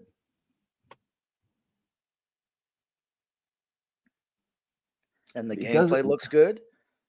Yep, yep. And it's stylized. I mean, it looks cool. God damn. I'm excited for this one. Yeah, it looks like a more anime Souls-like. Yep, yep. Just like the Berserk game. That looks cool. AI limit. Where is the Xbox logo? That's what I want to know. It's right there. It's the one with the little Steam emblem. Yeah. Haven't you heard? A PC is I love Xbox it. now. I love it. It's right there. It's the little Steam emblem. Yeah. Oh yeah, Yeah, Scarlet it does Nexus. kind of look like Scarlet Nexus. Yeah. Yeah. That's a good shot. That's a good shot. But the one that I meant, it's another one. It's another one. But yeah, It's like it does kind of look like Bloodstained Scarlet. Ritual of the Night or something like that. No, Blood no. something. It's something with blood, and it's like a Dark Souls like. Hold on. Was it like Dark Souls or was it like Devil May Cry? No, definitely like Dark Souls. Okay. Definitely like Dark Souls. I know there's that old game Blood Rain with vampires and shit, but that's more like Devil May Cry. Damn it. Okay. All right. Well, that was the trailer. You guys interested in this game? I mean, it looks Yeah, cool. if it's in Game Pass. Oh, wait. but- I guess. Sorry. This Yeah, guy. no, it looks cool. I'd be interested in knowing more, as the old Starship Troopers thing. You know, would you like to know more? Yeah. So the Yes, levels, I would. the levels of interest for me, right, in questioning is like, would you pay $70 for it day one? I don't know. Probably not. But given that it's going to be on Steam, I'll wait till it's in the ultra cheap bin on CD keys, and I'll pay like $20 for it. If I decide that I want to actually try it. It's kind of hypocritical for me to say no because I'm paying $70 for Stellar Blade and it's kind of like the same shit. So I mean, yeah. This one seems a bit more indie than Stellar Blade. Yeah, I mean, if it at 40, I would say probably definitely. At 70, I don't know. And it also depends on what the hell else is going on. Like, if there's nothing going on and that game comes out, there's nothing else out, and that game's like, here's AI limit, $70. Yeah. Sure, fuck yeah, $70. Nothing else out. Yes. There's a bunch of other shit on the calendar. Code Vein. It's like, Code Vein. Okay. Yeah, that's the game I was talking about. Code You said Vein. blood was in Definitely. the title, sir. How dare you? God sleep. damn it. Yeah. I messed up. My bad. It's all good. It's all good. Reichi CD key. I don't know what you mean by CD key. It's this I type mentioned of CD mindset. keys, so cdkeys.com. Oh, okay. But go to gg.deals, and that's where you find the best deals on PC games. Okay. Ty says, this type of mindset that's killing the video games industry, waiting for sales. LOL. Oh, Ty. No one waited for sales on Baldur's Joking, Gate. kinda. Yeah. No one waited for sales on Baldur's Gate. No one waited for sales on Dragon's Dogma. Jiggle physics vampire. Yeah, no one's going to wait for sales on Stellar Blade. All right. If it's on them to sell the game to us. It's not on us. we I'm not all have contractually different obligated to responsibilities. buy every game that gets released. I Yeah. buy the games that interest me. It's on the publisher to make that game interesting to me. Yeah, we don't share anything, right? When Hogwarts Legacy made the 23 million that they made, I got none of that. When Power World was out here talking about the bag is so full, we don't even know what to do with it, Ham Solo and the boys got nothing. All right? So they need to stay in their lane. We're going to stay in our lane. All right? If you don't make a good product, or if your product is not like grabbing people by the necks, tough. We'll see you at the Steam Summer Sale. Like look at Black Myth Wukong. That was not even a real game at the time. We saw that first trailer of Black Myth Wukong where they were just trying to put feelers out saying, We hey, said that's this live. this is what we're working on. We're looking for other people to join our team. And people were like, yo, what the fuck is this game? That's not When's real. this There's one no coming way. out? That's Right? vaporware. I still don't believe it's real. I'm kind of in the same boat as you, but we have a release date this year, so we'll see what happens. But I get kind of leery when I see games that look better than games from the giant multi-million-dollar AAA companies, and it's some developer that's made nothing before, or the game they made was like a mobile game, and it's like, this is the jump. How are they making things that look better from an animation standpoint, from a combat standpoint, than the big dogs? And they made a mobile game before, so that's where I get a little leery with that. But that being said, everything I've seen from it looks amazing, and I hope that it's real because I think it looks amazing. And it's not just, how can I put this? It's not that it's better than the big boys. No. It's that it's way better than the big boys.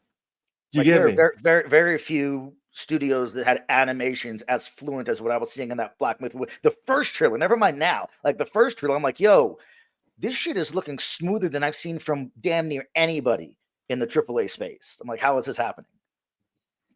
Dude, even just like for, I don't know how much you guys are deep into like Chinese law or whatever, but yeah, the Monkey King can transform into hundreds of things. And from what I saw in a lot of the gameplay, there's lots of transformations here. So I don't know if it's all of them included, but how would you even apply when he turns into a bird?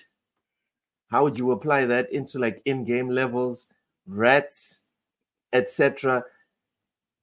Can these machines, can the PS5, can the Xbox even run something as expensive as this? That's the type of stuff that's on my mind. It looks really good, but it looks pretty linear. Like I don't see anything. I don't see it as that expensive.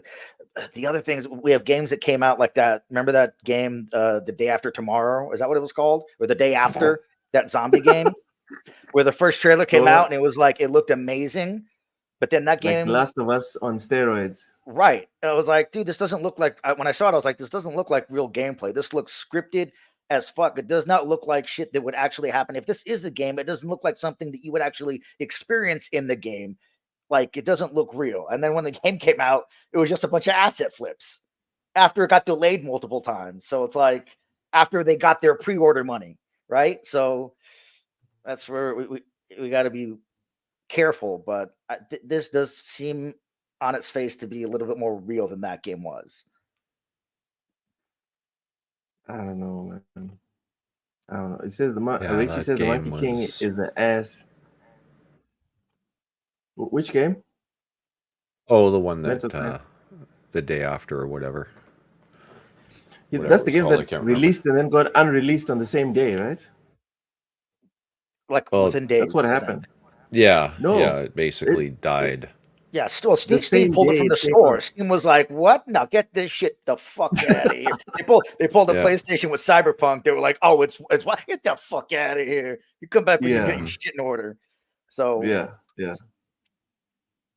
But this, at least, I mean, we're seeing things like a UI, menus that look realistic. The gameplay, even though it looks really good, it still looks like I can imagine if there was a controller in my hand, I can imagine this being something I actually play. Whereas with the other one, I'm like, that doesn't look real. It's really nice looking, but it just the way everything was moving, it didn't look like an actual game, and it wasn't. This I think will be a game, but it's still it speaks volumes that it looks a lot better than a lot of the shit we're getting from the AAA space. Oh yeah. Imagine if video games. Imagine if if it becomes like comic books, where as soon as something is like American or European, everyone's it's just kind of like, yeah, I'll see it on a sale or something. But day one, it has to be like Japanese or Korean or shit like that. Yeah, I don't know. You don't think it's going to get that bad? I don't know. We as gamers, we're weird. We're weird in the things that we do and the way that the shit's going. I don't see. I don't know. I don't see it as European or American shit being uncool or Unplayable. undesirable, and things only from Japan or Korea being like, oh yeah, I'm there for that day one. I mean, I personally don't feel that way. I just think that we're at a place where the big AAA they don't want to take chances on shit. We get shit that's almost by the numbers, cutter. very formulaic, correct, and it's like, here's this thing that people like, here's part 7, or we're just going to remaster this thing that people already like instead of trying to take a chance on something that is unique or different. And look, Black Myth Wukong, that's going to make all the money when it comes out. Huh? No, but it's unique. It's unique enough, and it has eyeballs on it enough. I don't know what the budget of the game is, but I think it has enough eyeballs on it and enough people interested in it that it's going to make its money, right? I feel that the AAA space, they make these games just expecting people to be on board because it's the next version of this thing they've already done a million times. And after a while, we get tired of seeing the same shit over and over and over again, but they're unwilling to do anything new or different. They're just like, here's the shit that we know you like. Here's another one. You got to buy it. Oh, we're not making enough money, so now we're going to cancel all this other shit. And it's like, well, it's your fault you're not making money. Just make it like this game is going to make money because it looks good. It didn't have to be something that they already know that we like, right? It's going to make money because it looks good. That's all. Okay. Ty says if it's a good game, people will buy. I guess the only people who won't buy some games are people with political agendas, and that's fine. Our/your money, do as you wish. Stellar Blade looks good and it will sell well, but if it was a man as the protagonist, it wouldn't have as much marketing, which is fine. Sex sells. I think that's what was 100% spot on, guys. If this was a guy and he was fit as hell, because it's acceptable, no one would be saying anything. I mean, but it is a guy. What do you mean it is a guy? Isn't the Monkey King male? No, Stellar Blade, bro. Oh, Stellar Blade. Sorry. Yeah. Monkey King, I think, has hype for hardcore gamers. I don't think casuals are looking at Monkey King. Also, isn't everything in Dragon Ball derivative from the Monkey King? Yeah, most of it. Yeah, a lot of it actually. Yeah, so there's already a lot of people that are interested in that. Yeah, it was Stellar Blade. I don't know entirely if it wouldn't sell if it was a guy. I definitely think it wouldn't have as much, press surrounding it if it was just a regular guy, because a regular guy is normal shit. No, even if it was like a super masculine, muscular dude, I still think people would be discussing less. There would be less of a discussion around Stellar Blade. No French articles would be written about the depiction of this man is, unrealistic or whatever. I don't think anyone would be saying that. No, because like I said earlier, for some reason the rules around depiction only apply to one sex, right? You can't over-sexualize a male for some reason, but if you over-sexualize a woman, you can't do that.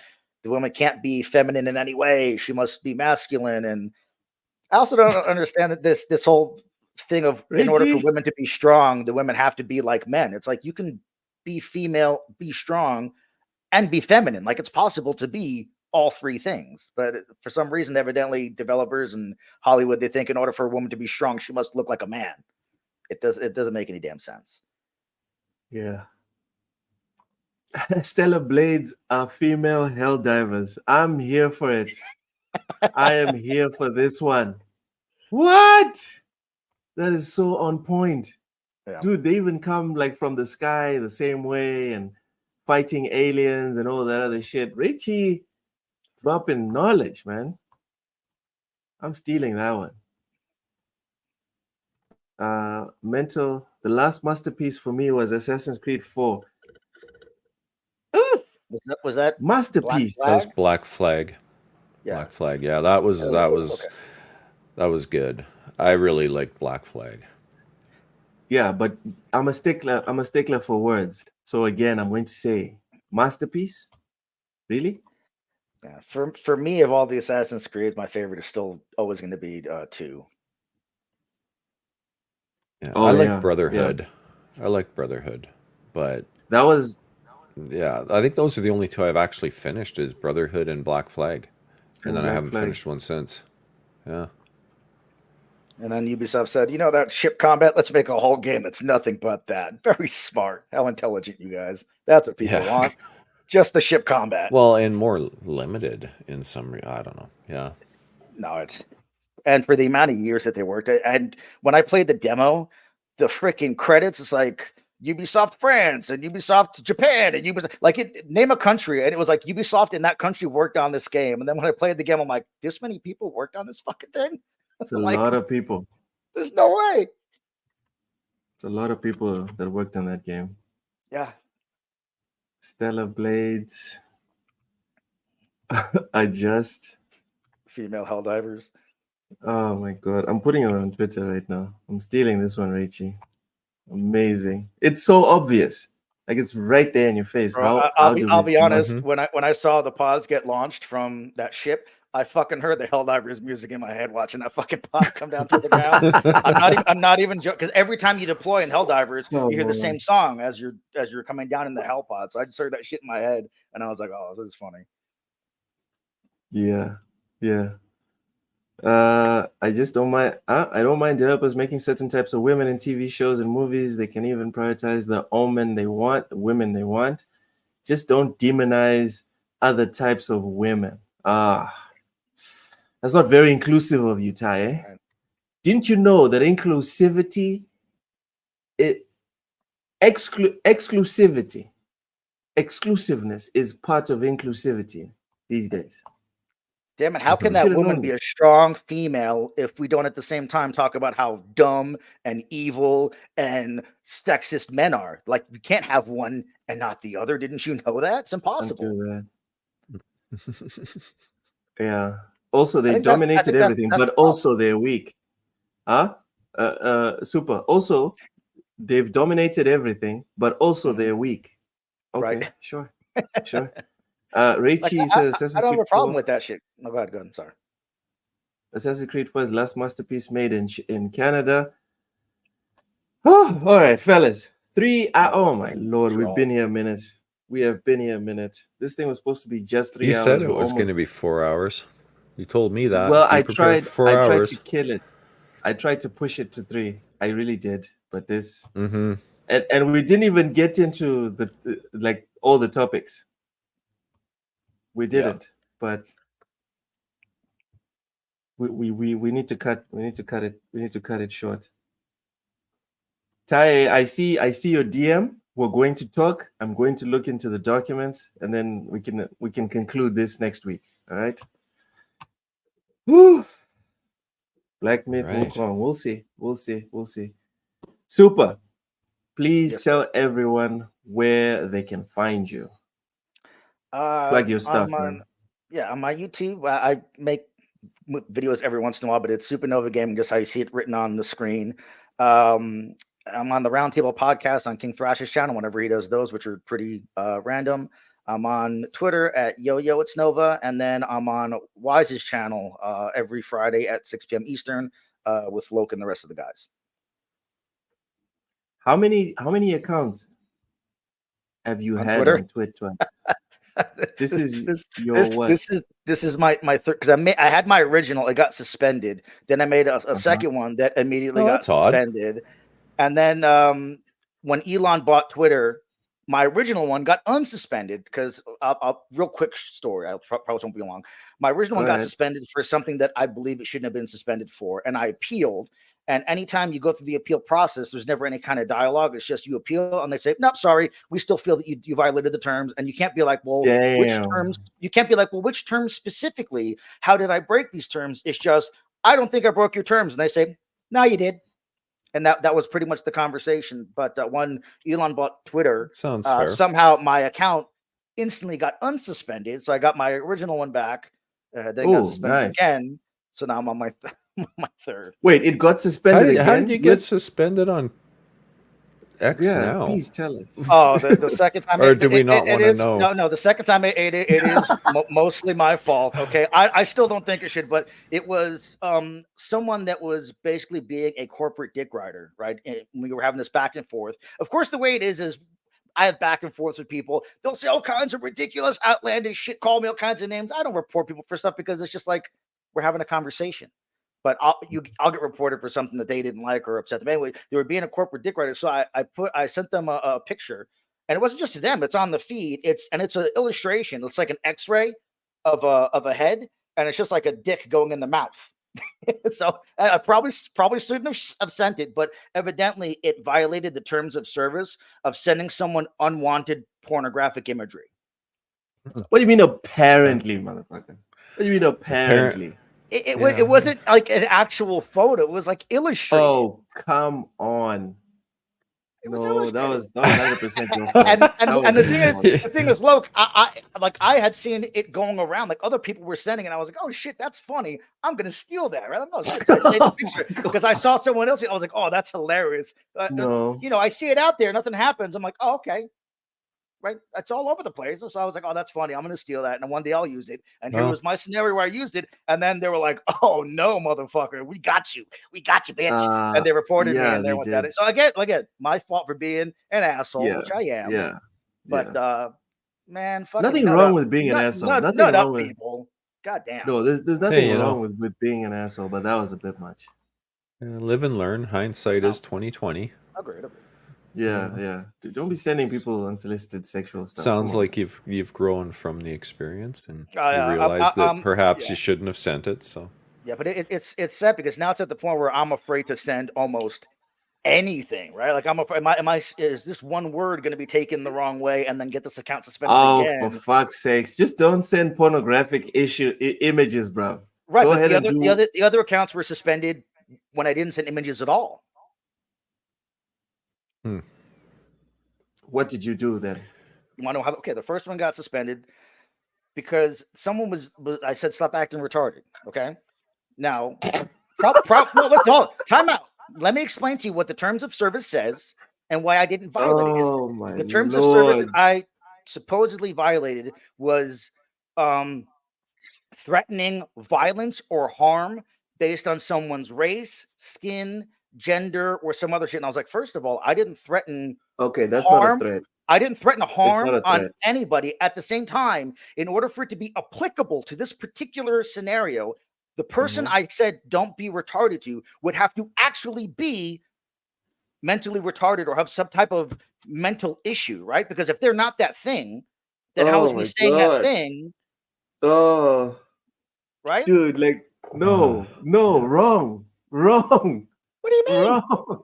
If you call me an able-bodied, something, and I report you, it's like, but I'm not that thing that you called me. So how did I threaten violence or harm based on Dude, it's your right there in appearance? your face. I'm just not trying to chuck it in your face, but it's right there, dude. I could call you.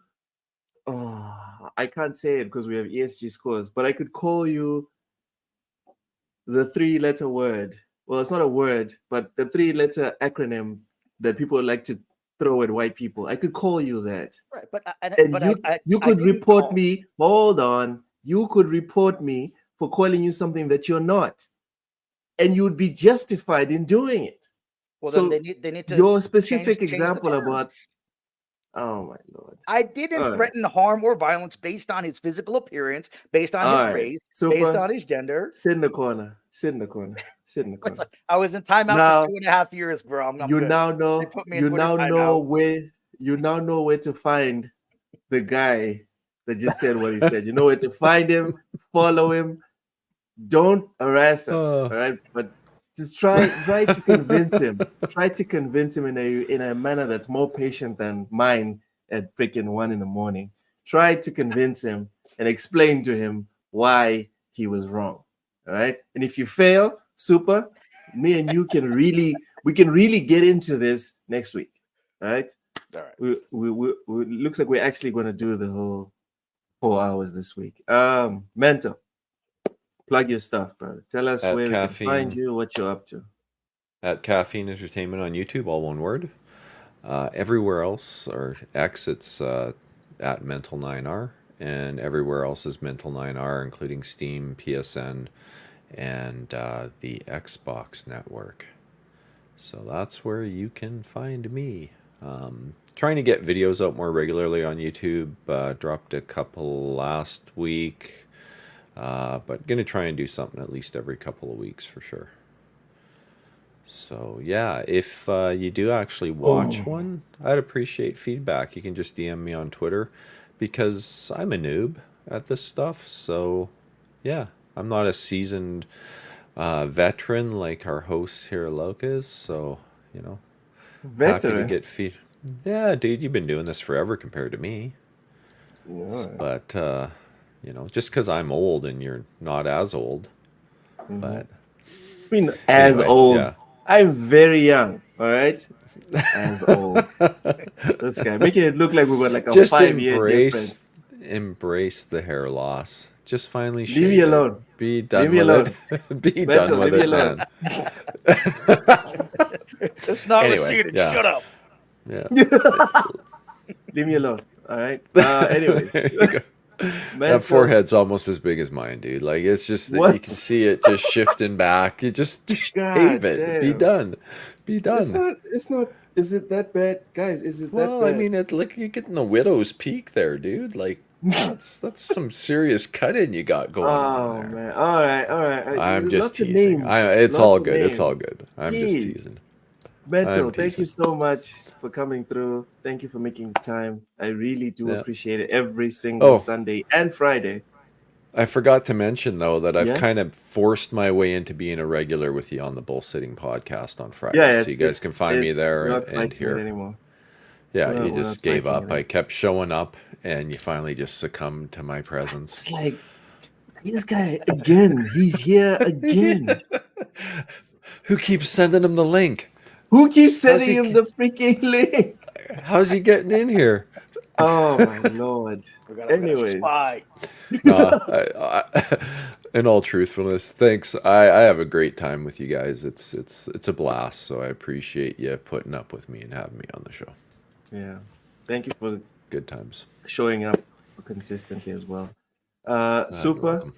Yes, sir. Bus Natsimus Maximus. Thank you so much for coming through. Thanks for the invite, I appreciate it. I'm gonna pencil you in for one of these weeks on bull sitting, and I will remove the prerequisite for you to stay for the entirety of the show. As soon as Wise's show starts, you can just hop on to his, and then we'll join you maybe like 30 minutes or 45 minutes after. Yeah. Okay. I mean, if I give Wise a heads up, like I told Wise, especially because with my particular spinal cord injury, I suffer from chronic nerve pain. So sometimes there may be a time where I'm not going to make Wises for whatever reason. So he knows there may be something that happens, or if we do a round table and I agree to do that beforehand, like he knows I won't be there every Friday if something comes up. And I give him a heads up. So if you wanted to do something, and I was like, hey, I'll be doing bull sitting and I'll come in later, I'm sure Wise will. So, but either way, however we do it, if you want me to be in Bolson, I will. And then I need to get Wise on next week's show because fuck, the dude keeps bitching. He keeps bitching that this guy never invites me for Bull City, never invites me for the gaming log. So I'm definitely gonna get Wise on the show because He's geez, like, Cells has been there a couple of times. Cells? He's like, what the Cell's fuck? been there like 3-4 times, bro. She shit been was there funny. a while. All right. So yeah, thank you guys for coming through. Let me do the outro real quick. But for the comment section, guys, you guys are the real MVPs. Thank you so much for powering through this one with us. Our weekly schedule is as follows. Sundays is the gaming log. I can't do it. I can't do a third person. I can't do the third person thing. Sundays is the gaming log. This is a podcast where I decompress from the week in gaming at 2100 Central Time, Central African Time.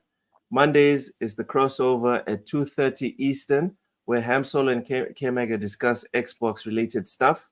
Tuesdays, me and Ham Solo duke it out in a quick-fire discussion centering on video game news on the lowdown at 5 p.m. Eastern.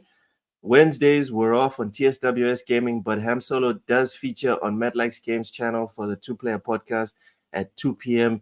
Eastern on Matt Likes Games channel. Thursdays are headlined by Behind Them Sticks at 8 p.m. Eastern, where Ham Solo introduces people in and around gaming that you may or may not know to try to bring people together in a positive manner. Fridays is the big hangout we've coined as bullsitting, featuring Cozy Beluga, Matt Likes Games, Ham Solo, myself, Mentor 9R, and a special guest or two to discuss the week's big gaming happenings. And we don't do the $10 gaming vouchers anymore, but it'll be back in a couple of months. Thank you for tuning in to the Gaming Log this week. We hope you had as much fun watching as we did talking gaming. If you enjoyed the podcast, smash the like button. If you didn't like the video, smash the like button because the algorithm doesn't care and we all know it. Share this pod with your friends and enemies because their views are views regardless of intention. Also, subscribe to our channel for more gaming content. Thank you for watching.